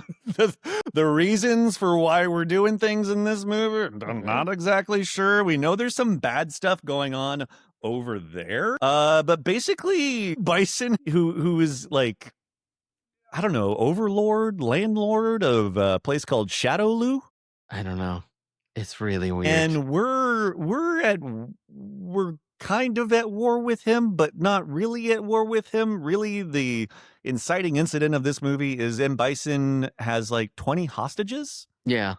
From where I don't think we're exactly clear on what that is. And he's given the world, I believe that he's given the world 3 days to give him 20 billion. And so we cut over to, Jean-Claude Van Damme. Colonel Guile is kind of our lead of this movie, which in the game, it's more like Ken Ryu are kind of like the main attractions in the game from what I remember. But they're not played by Jean-Claude, so. But Jean-Claude Van Damme is I guess he's a colonel in, this is some kind of militaristic faction that is not is it the United States? I don't think so. I don't know. No. It is who fucking knows? I don't think they knew when they made it. It is a coalition of peace that wants to stop M. Bison from doing M. Bison things. And so you've got Colonel, he is a colonel. Now, he also has a second in command. Do you know what his second in command's name is? No. T-Hawk. Is that even a character? Greg Rainwater. So the answer, that's an interesting question, because the answer is both yes and no. Okay. T-Hawk was not in the original Street Fighter 2 games at all. However, based on this game, you may not know this, based on this game, there is a Street Fighter the movie video game fighter that does, I believe it does include T-Hawk. T-Hawk is in, and that's whenever we were doing the capturing live people fight, like really capturing live people fighting kind of, I think it was a Sega CD game. Yeah. And so, we got T-Hawk, and we're not exactly sure what's going on with this outfit. Then also at the same time, we've got Ken and Ryu, who are like con men, rascals, scoundrels in some ways. They're con men floating around the world, and then you also, God, I forgot, Wes Studi is in this. Jeez. So Ken and Ryu hook up with Wes Studi, Sagat, and Vega. And Sagat is an arms dealer for Bison, I believe. But we're not exactly sure. Why is Ken and Ryu? I'm not just sure what Ken and Ryu are doing in this movie. They are trying to sell weapons and arms to this weapons dealer, but they show up because they're trying to con him. They don't even have real weapons in there. Then they try to get involved. That's right. In the they got deal. the Nerf. It's like a Nerf ball thing. Yeah, and then they try to get him to sell Sagat to sell to Bison because plot stuff. And so simultaneously, while all of these things are going on, we got to make sure we get every fucking character from the game in here. Yeah. So we've got Chun-Li, who is a TV reporter. Yeah, she's a reporter. She's a reporter, and she opens a movie, I think. Working with her are Balrog and E Honda. So weird. Both. I think it's intimated in the movie that M. Bison cost them their sumo and boxing careers in some way. Anyway. It's weird. You got this news team Who I don't know if this is like a CNN level outfit that we've got going on here. I don't know what's going on. But E Honda is like an engineer now. Balrog the boxer is now a cameraman. Uh and they have it out for M Bison because I guess he killed Chun-Li's family. Dad or something. Anyway. Yeah. So this is a whole nother thing. There's a whole other subplot that's going on over here. Simultaneously, then over here, Colonel Guile has a friend. So it's Carlos. Carlos, my friend. Yeah. We never knew He's one of the hostages. Yeah, one of the hostages ends up being Carlos Blanca, who then is introduced to who is brought down by Zangief, who is just kind of a Russian idiot. Yeah. Maybe my favorite in the movie, though. he's got the funniest line in the entire movie. He's just there for comic relief. So, and then we have Dalsim, who is a captured scientist for M. Bison. Whose hair changes. There's no tournament going on here. There's no fighting going on here. This is just a lot of random ass like subplot characters like doing random ass shit. And the scientist's hair keeps like changing from scene to scene. If you watch, what the fuck? He's like bald and he's not. It was crazy. And so Dalsim is charged with making Carlos, Colonel Guile's best friend, into a evil monster by showing him bad videos and injecting him with, I can't remember what it said on the container. Yeah, it's something to make him more muscly. And so, yeah, there's like no story here. So what Colonel Guile goes in, saves hostages. Some fighting happens towards the end. We get a couple of references here and there. But this is just one of those that you're just looking at it, asking yourself, what the fuck is going on? And it's crazy. It's that level of what the fuck is going on. And I would say it's at a good level of what the fuck is going on. It's not boring. This movie, I don't think this movie is boring. No. In any way, shape, or form. How can you? Because at some point in time in this movie, they decide they just canceled. They want to cancel the war. They vote to the war is canceled. And someone looks at Colonel Guile and because I think he like breaks a table or something like that. And someone's like, "Have you lost your mind?" He's like, "No. Have you lost your balls?" Yeah. And the assassin in a very Naked Gun style scene, Jean-Claude Van Damme's character is running a meeting. And someone is actually an assassin, and they try to kill him, and he just takes him out, and then keeps going with the meeting. It really seemed like something out of Naked Gun. Colonel's crazy. I do kind of get major like Hegseth vibes from Colonel Guile in this movie. Well, yeah, very much. He's just punching people on camera. Yeah. Son, you suck. Come here. I'm gonna kick your ass righteously. Yeah. And so we're just kind of like talking a lot for a little while. And then all of a sudden we're on a boat and we're going to go to M. Bison's hideout in Shadow. Like the first half of this movie is just a lot of random ass shit going on. Then like the last, 25, 30 minutes, we actually get conflict. And so this is my favorite part of this movie. Do you remember how they get there? Boat? The boat. Yeah. This is a stealth boat. It's stealth boat. Yeah. And it's got his name on the side of it. And they have mines in the water. And it's one of my favorite kind of video game movie tropes where they introduce a game controller as the operation of. So like you get that. I think you get this in like Batman. They just a little Batman Forever. Yeah, I think they do. What else do they do? Anyway, a couple of movies in the '90s. You get them where they bring out the joystick. Super Mario Brothers '93 does this with Super Scope 6. So you're in this stealth boat that has the name of the high-ranking army official in it that is driving it, who is supposedly dead. He fakes his own death. That's right. Yeah. That's right. He fakes his. I faked my death, Bison. I bet you did not see that coming at all.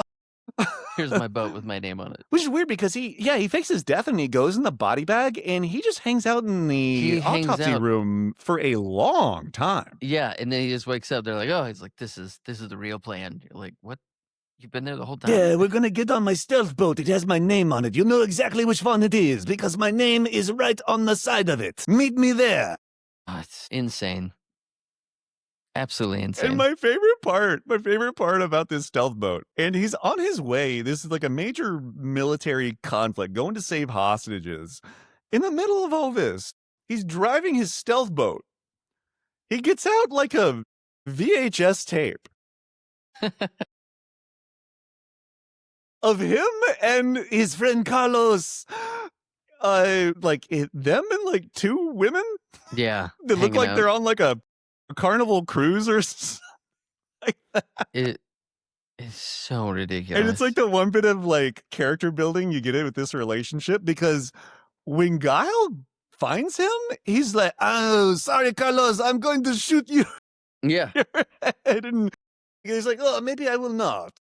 Yeah, and then they just show the secret to making Blanca not all bad, because he's like Clockwork Orange style, being forced to watch all of this like violence and things, and then the scientist puts in like puppies and nice things, and There's like footage from a wedding. yeah, it's like, And well, now and he's not notice, all if you bad. pay attention, this is one of my favorite bits of production design in this movie. When he's being uploaded with evil things, it's a red progress bar. Yeah. When we turn on the good footage, then changes to a blue Yeah, that's how progress you bar. know. So the computer knows the Like- exact percentages Yeah, of evil that Yeah. has gone feels like, here. okay, he's a Yeah. good guy now, at least part of the ways. Yeah. Yeah, with some Um, really hideous green paint on his skin. And the lab is right under where Bison is his headquarters. Yeah. And they have the hostages rounded up. He's going to get his monster out to kill the hostages. And so the tube that they have Blanca in, he sends up to the little pit, fighting pit, and then out jumps Giles instead of Blanca, you know. That's And right. and when I say Bison, I am jump, here. he literally jump bicycle kicks in the air all the way. It must have gone like 50 feet to Bison. It makes no sense. It's Because shot really weird. that was one of those video, that was a move from the game, right? Yeah. Yeah. So he does the flying kick. Yeah, it's crazy. The whole Yeah, movie so what- rests on Raul well, Julia. So while Guile is like determining whether or not to kill his best friend because he's green now, Racist. we He's have hex up. Bison somehow also has come into. He's got Balrog, he's got Honda, he's got Chun-Li, and so Chun-Li's in his room. And it's a very classic, very kind of creepy 90s thing where the villain would kind Yeah, of it's like in a robe. like, I'm probably going to rape you. Yeah. Yeah. Like, it's bad. very, very tasteless. Yeah.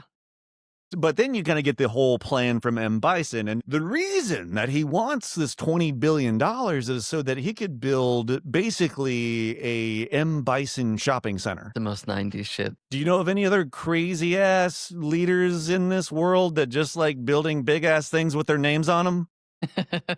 Good thing that's out of style. So yeah, he wants to build M. Bisonopolis, and he's gonna do that. But it does bring me in this interaction between Chun-Li and M. Bison. It's my absolute favorite. One of my favorite lines, probably from film ever. And Chun-Li's like, "Oh yeah, you killed my dad. I hate you. I'm probably gonna kill you." Da, da, da, da. And he's like, "Well, Chun-Li, whenever M. Bison came into your village, it was a day that changed the trajectory of your life forever and your family, and you will be forever impacted," and da-da-da-da. And then he takes a sip, and he says, "For me, it was Tuesday." Yeah. So fucking good, man. It's good. So that little interaction, that line from Raul Julia is worth a watch of this movie alone. Yeah. Yeah. He's the only one that knew what was going on in this movie. Yeah. And this was his last film. It By the way, was. if you have no idea who we're talking about, please go watch some Raul Yeah. Julia movies. Raul, yeah, Adam's Family, both of them. We'll probably This- have another Raul Julia Yeah. next week as well. Kiss of the Spider Woman. He had some bangers. And so this was his very last film, which is It was. sad, but he did do it for his kids. Yeah. From what I remember, he said he did it for. Just to wrap up, I don't know if this is the very first one ever, but did you catch the end credit scene? No.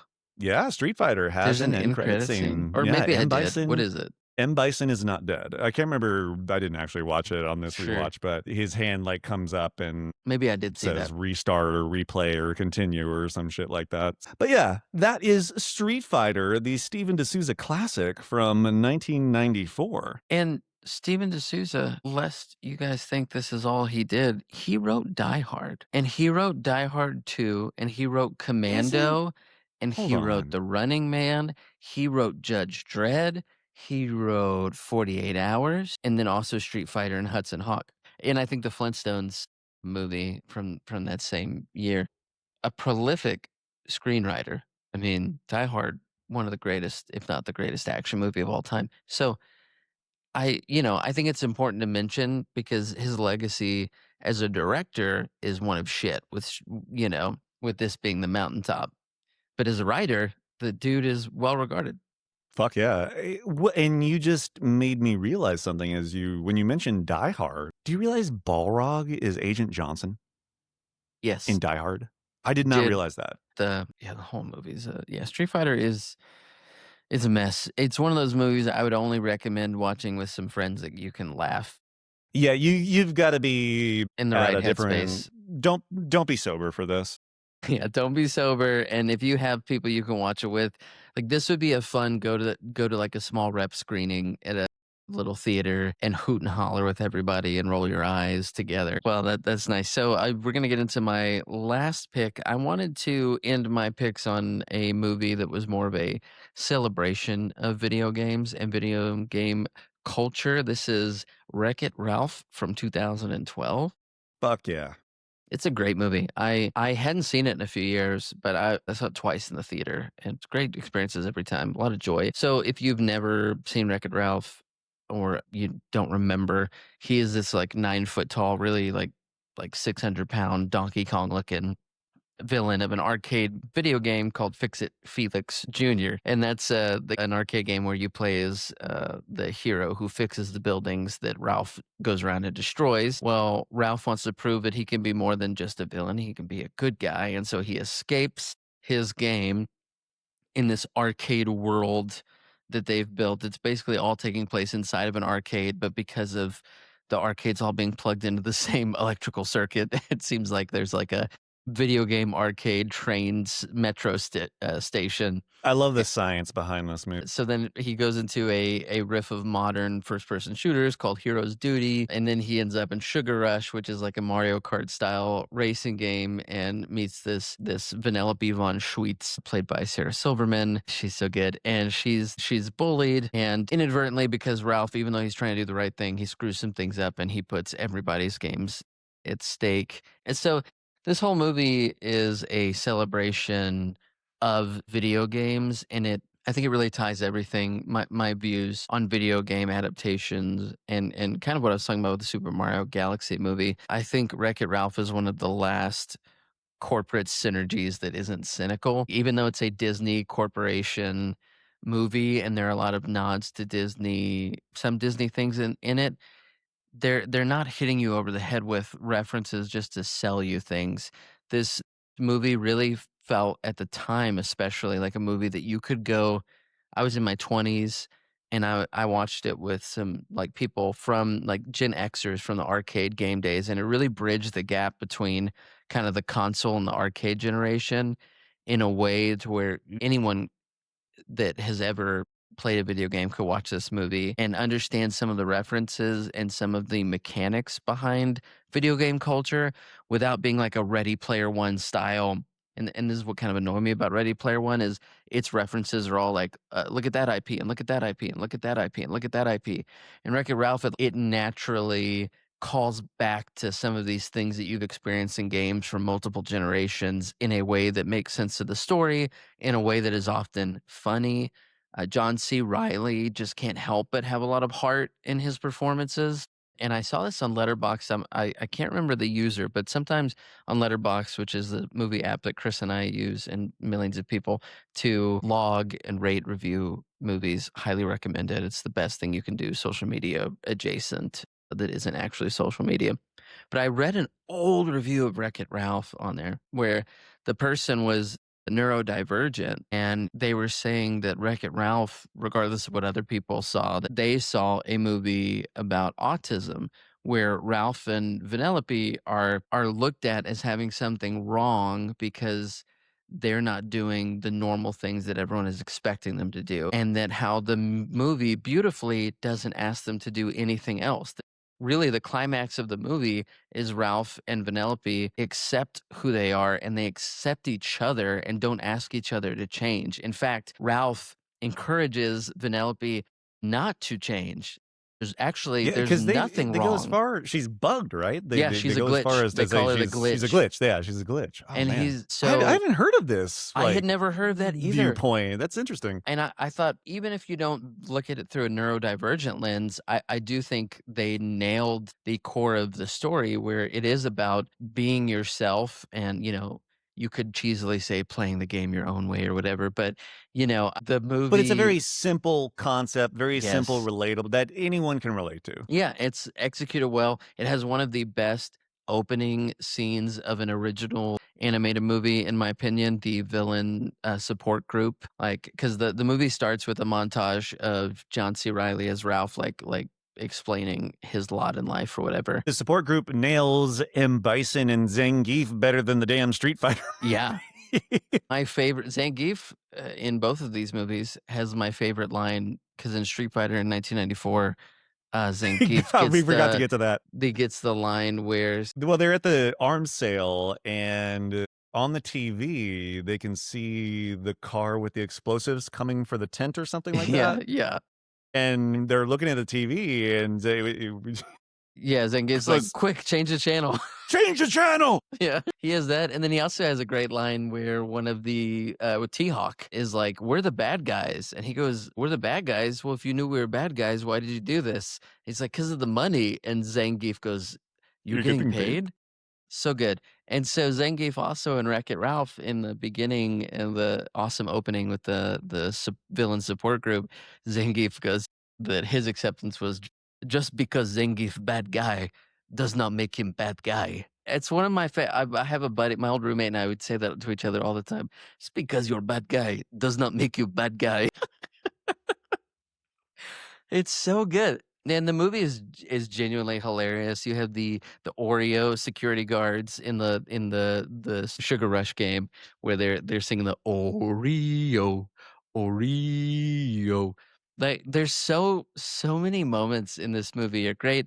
The score is a lot of fun. The whole movie, just when I think of, a movie that is about video games and video game culture and about the best aspects of video games, I think Wreck-It Ralph is just embodies it perfectly. Even especially the relationship between Ralph and Vanellope and how, how many of us growing up, especially nowadays, gaming is like, people go, oh, gamers are millionaires and games are so cool and streamers are Well, making so it's much money. accepted. It's It's accepted, but so it much more wasn't. accepted nowadays. I Yeah, mean, you're a yeah, gamer. back I then, mean, that's you play you're video games? you play Oh, video games, cool. you know? And, and I would still get that throughout my life, Sure.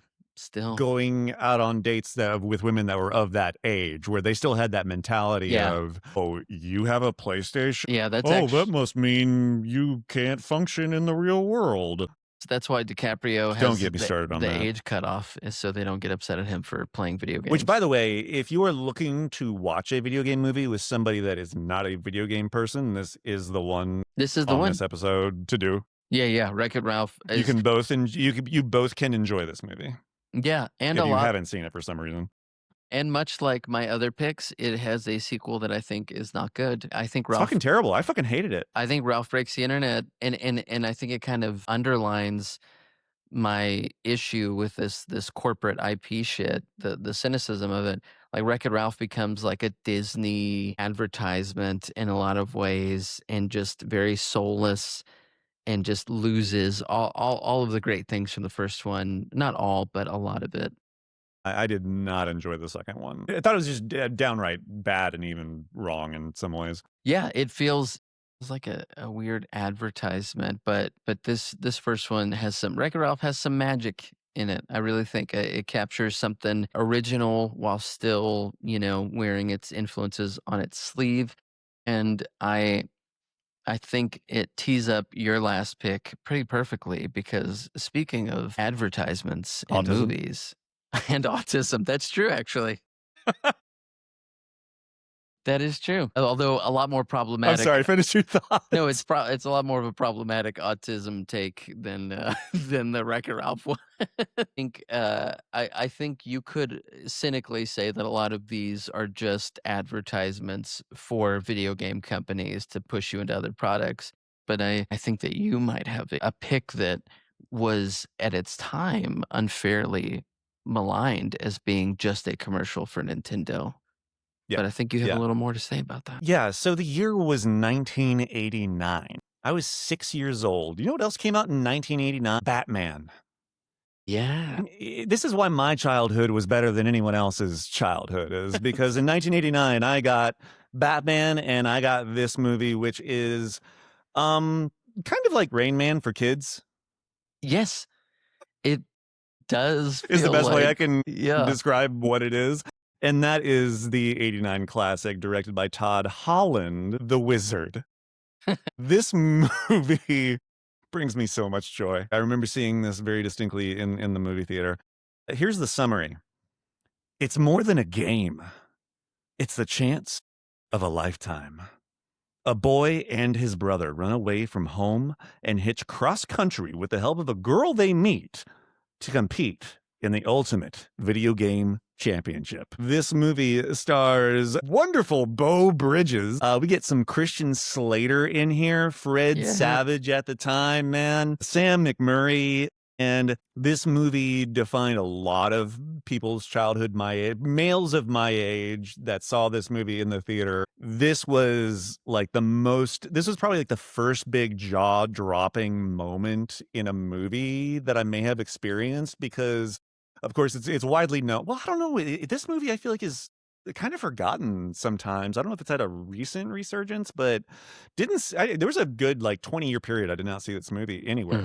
Mhm. But the reason that this movie is famous is that it had the premiere of Super Mario Brothers 3 for the original NES. Yeah. And so at that point in time, all we had were Mario Brothers 1, Mario Brothers 2, and this is a time without the internet. This is a time even really, Nintendo Power, I'm sure might have been a thing. The Yeah, yeah. magazines. I think it was. Magazines were how we got video game news back then. You had Electronic Gaming Monthly, you had Nintendo Power, It and was so 1988, Nintendo Power. okay, yeah, so it was right around this time.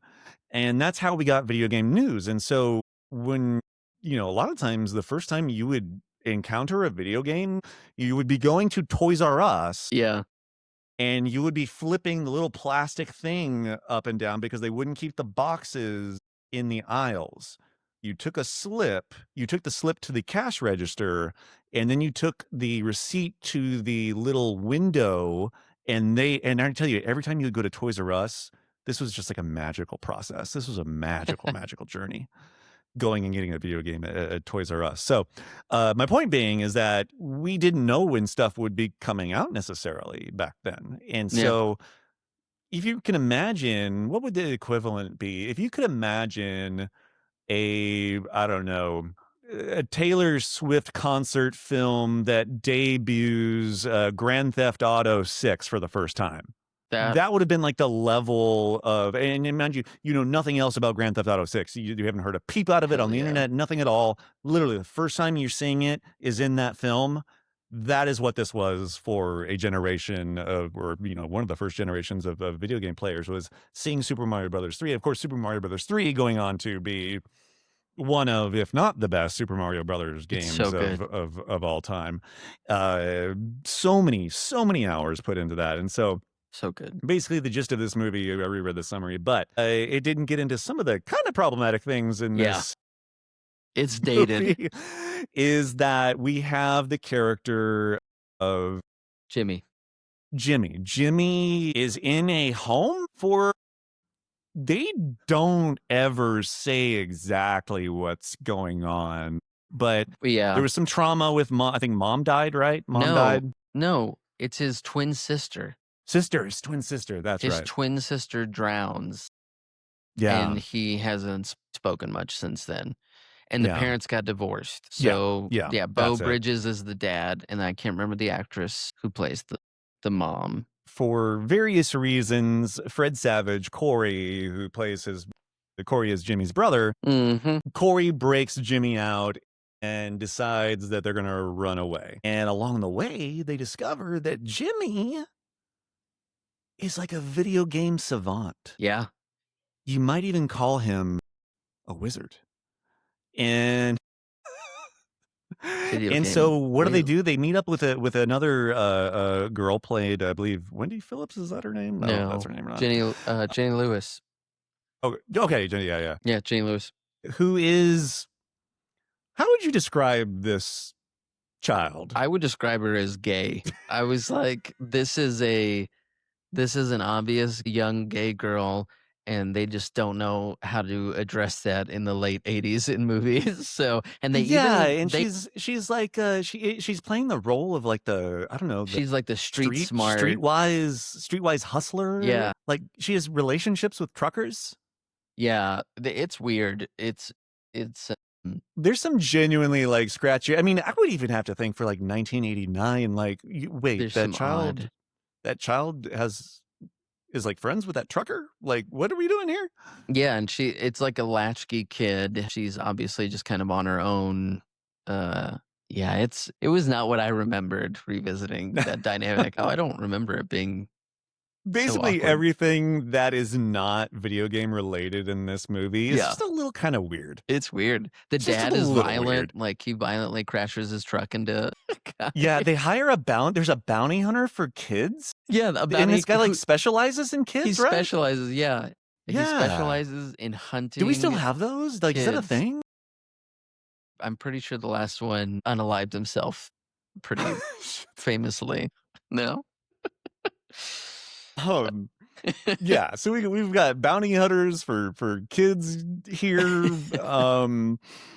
and probably my favorite, and I don't know if this is a famous meme at this point or not, but one of the standout scenes here. This is a big hustler moment, so they set up. Yeah, They really meet this other kid hustler named Lucas, who has like a entourage, and they hang out.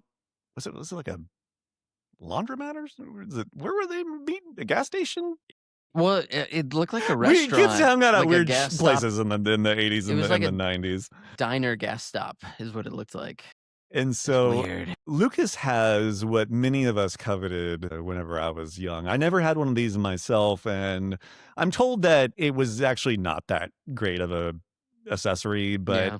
Lucas has the Power Glove. The Nintendo And Power Glove. Clint, you know what? The Power Glove is so bad. It's so bad. That's literally, if you've never seen this movie, that's literally a line reading from this movie. He holds up the Power Glove and he says, "The Power Glove, it's so bad." Which it was, by all accounts, actually bad. And I don't even know failed. that I ever put one. I've never used one. It failed. I mean, it had a high rate of failure itself. I believe a lot of people had to return theirs. They had issues with them. And then not only that, but there was only like 2 or 3 games that were even developed to exclusively use the Power Glove. It was a mess. It did look cool though.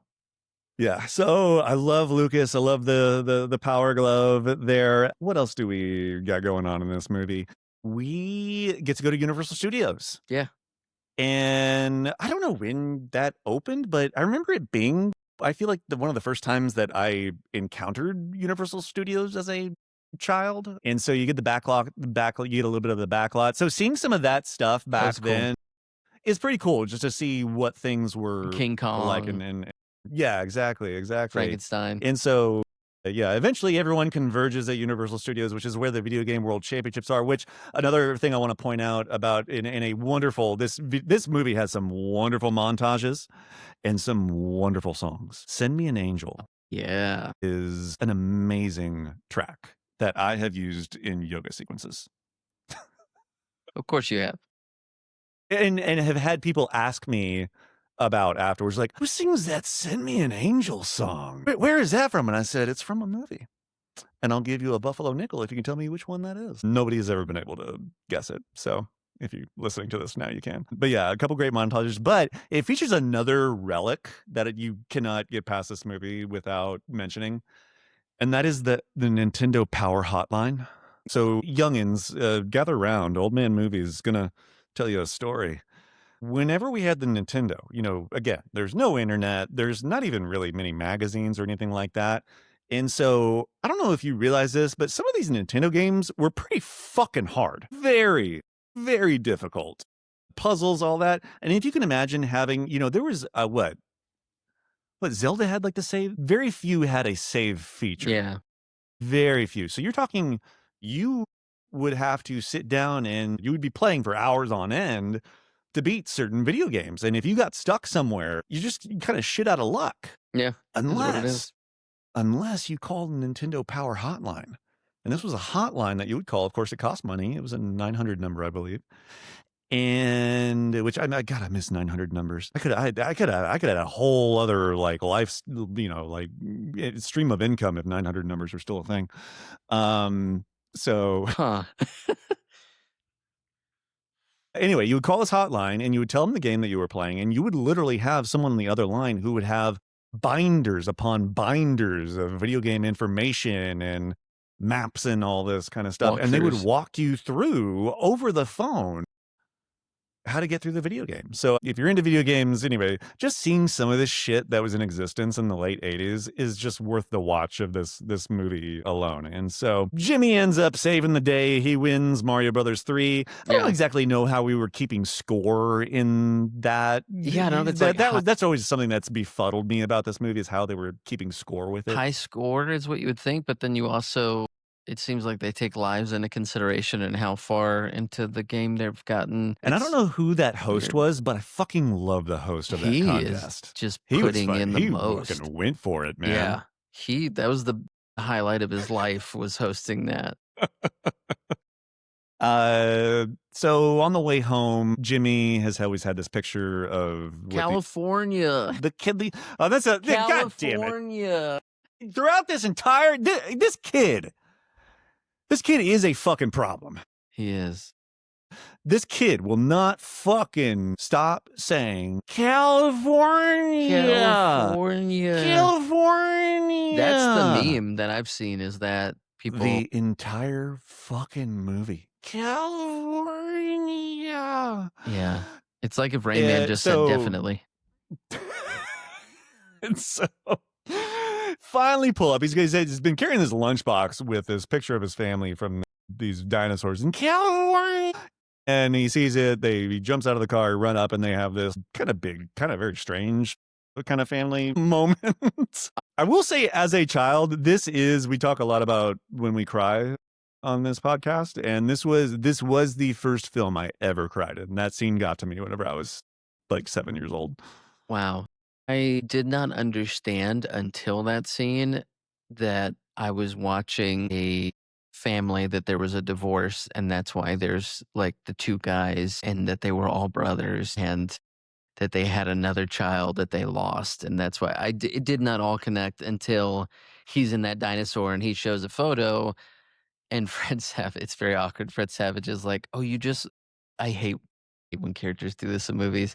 And so Fred Savage's character says like, oh, you just wanted to come back to the place where she was the last happiest, our sister.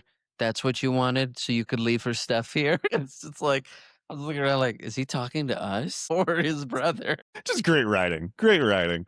Oh man. And I'm just like, what a fucked up family. You guys like are bad parents objectively, and your kid, you were gonna home this kid just because he was sad after losing his twin sister. What the fuck is wrong with y'all? Yeah. It's so bad. Maybe he's not even autistic. Like, that's the whole thing, is at the whole time they're like, yeah, this kid, they kind of bully him for being like autistic. And then at the end, it's like, oh no, just kidding. He was just sad because his sister died and he had to drop a picture off at the right place. And now he's just a well-adjusted kid like everyone else here in the late 80s. It was so weird. So problematic. And then at the same time, you have this subplot. You still have Christian Slater in this movie. Yeah. Which, who I guess is he a brother, the oldest brother, I guess? He's the oldest brother, I believe. Yeah. And so I guess the character's actual purpose in this film is as a vehicle to have the father Yeah, recognize what yeah. video games He's are? like, "Dad, you've been playing that game all night. I'm real worried." I That's fucking good. That was funny. Beau Bridges, yeah, the dad, he plays his son's, and he's like, "I guess video games aren't all bad because I got addicted to them as well." Yeah, I'm It's like, really that's gotta be weird. why that's It's there really to, weird. like, help father But understand what his son is into. they shout out Teenage Mutant Ninja Turtles on the Nintendo. They That's one of do! the Yeah, games that they're exactly what we playing. were referencing. You can Yeah, see that level in that movie. That's yeah, actually right. yeah, That's a it's fuck really that I'd funny. never wanna go back. If you just hate yourself and wanna Just do induce it. pain on yourself, play that Ninja Turtles game Do it. from the original NES.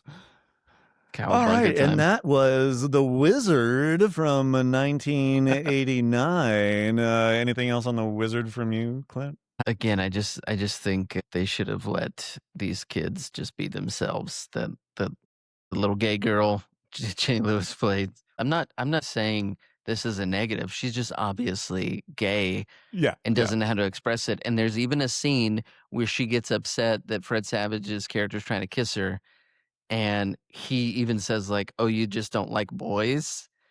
And That's right. at first, me being in 2026, I was like, "Yeah, obviously she doesn't like boys. There you go." But then they just turn into this weird like joke, like these poor closeted kids, Yep, you yep, know. yep. Just let them have their video games and let them love who they want to love, and quit sending old men. The bounty hunter that Chris mentioned earlier. One of the ways that they escape him is that she points at him in a crowded room and says, "That man touched my breast." Yells it out, "That man touched my breast," and then these truckers are like, "We're gonna beat the shit out of this guy," and then they just give him a black eye, which I was like, "Wait, so you think that this guy was being like, sexually assaulting this little girl, and you just kinda punch him a bit?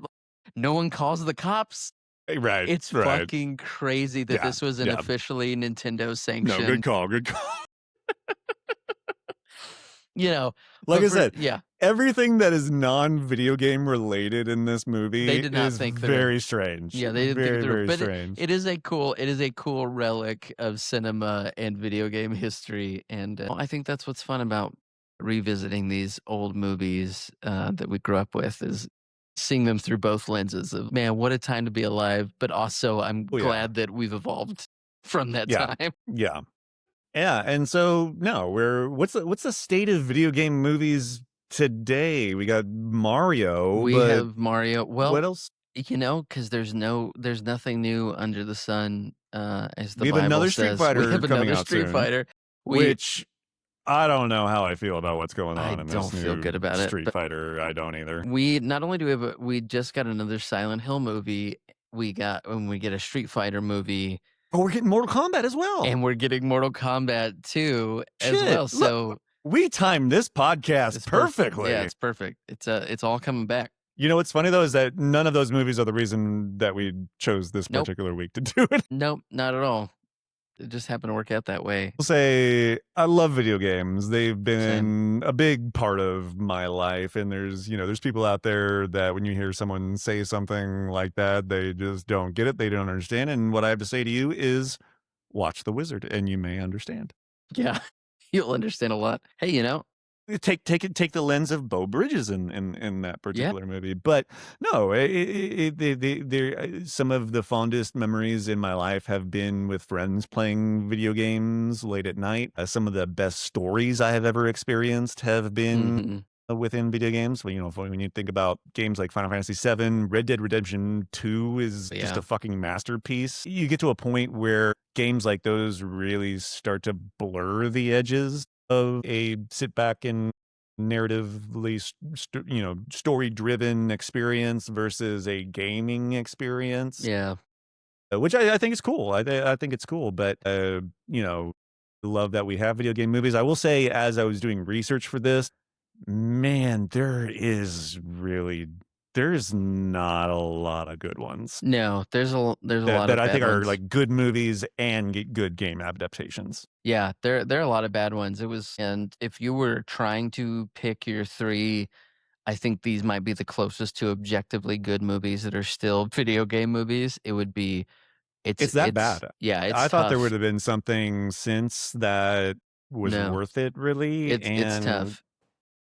But I will say I think Iron Lung, which came out this year, I while I did not love that movie, it was very successful, and I think it shows a new model for video game adaptations where you can do indie video game adaptations.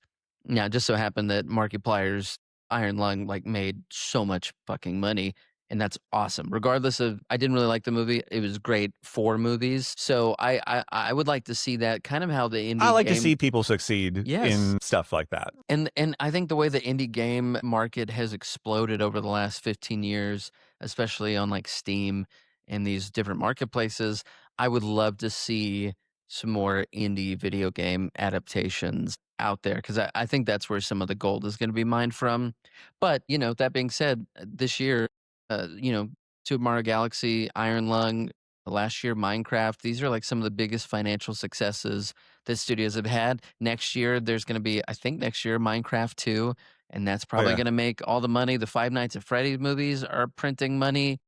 Oh, I forgot about those. So But it is it's in a so good funny. You got place you have all of financially. these very successful ones, and then you have a well-known franchise like Borderlands Just fall on its put face. out an abysmal, barely I I couldn't quite watch it. frankly haven't even watched it. I couldn't. I've not even tried. I turned it off. It's fascinating to me that with such a reliable franchise in video games, having its movie adaptation in a time where you are seeing some success with things like Sonic, Mario, that Borderlands was just such a big, major, major miss. But yeah, you get for a long time in the 2000s, you get like the Resident Evils, you fucking Max Payne.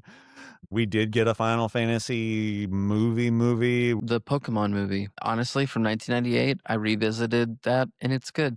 And it made a shit ton of money. It's the Mewtwo movie. I cleaned that theater. I never saw it though. Is a retelling of Frankenstein, basically, through Mewtwo, and it's a better Frankenstein movie than the Oscar-winning movie from last year. I So, don't know much about the Pokemons. I was a little yeah, after my time, sure. but I did enjoy Detective Pikachu. Okay. Yeah, yeah, I did enjoy it. it's I fun. did. So, it's a mixed bag, but I think if there's one thing we've shown in this episode is that you can still enjoy movies even when they're bad for different reasons, and, Yeah, I think that's the yeah. key, and don't feel ashamed of.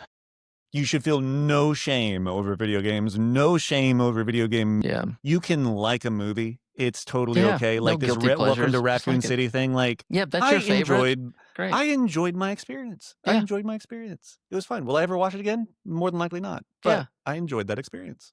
yeah, I think, I'd probably rather have to bathe naked in a pile of Lego bricks than watch the Silent Hill or Mortal Kombat sequels that I saw in preparation for this episode. But if those are movies you like, that you do you. We Great. didn't even get into Annihilation. Gee, Mortal Kombat that's a Annihilation. whole other That shit stain that's of a a whole movie. oh, man, that's one of the worst movies I've ever seen in my lifetime. It's wild. That's another one we needed. That's one that needs to be covered at some other Yeah. point. That one cannot be left Pick untalked pick about. 3 what the fuck happened sequels will be a future episode for sure. Well, cool. That will do it for this episode of Three Picks. Next episode, we are going to be celebrating a certain person's anniversary or birthday. Yeah. And we are going to be doing that by picking movies that have had their 35th anniversary this year. So they're all going to be movies from 1991, movies that are celebrating their 35th anniversary. This is a big kind of weird anniversary year for movies Yeah. in a lot of ways. You got Aliens going, a lot of Yeah. movies from 86 was all a going big 40. year. 91 not And necessarily as iconic, but there's some every I've year's had got some fun. bangers. I've had a lot of fun watching the movies for 91. I've seen Same. some stuff that I haven't seen in a long time, stuff I've never seen at all. 91, there was a lot of interesting things to watch. Yeah. So next week's episode will be pick 3 from 1991, the 35th anniversary, and then later this month we have some fun stuff with monster squads and fun stuff with uh, getting the band back together. Stay tuned, and don't lose all your lives at once. Yeah, yeah. No matter what happens, you can restart. Score high. Score. What other inspirational video game affirmation? Can we, you can continue. Don't worry, you can save and come back to Yeah. it. All right, that does it for 3 picks this week. Those were our 3 picks each for video game movies. I'm Chris Kennedy. He's Clint Domerlin. Oh, we need to do some socials, don't we? I am Beer Yeah. Yoga Movies on Letterboxd. What are you, Clint? I'm Clint T on Letterboxd, and our Instagram is 3 Picks Podcast. And if you message that account, it's definitely not Chris talking to you. No, because I hate don't social even media. know what our Instagram. I fucking hate Instagram. So yeah, that's it. 3 picks. See y'all soon. Bye. Let's go.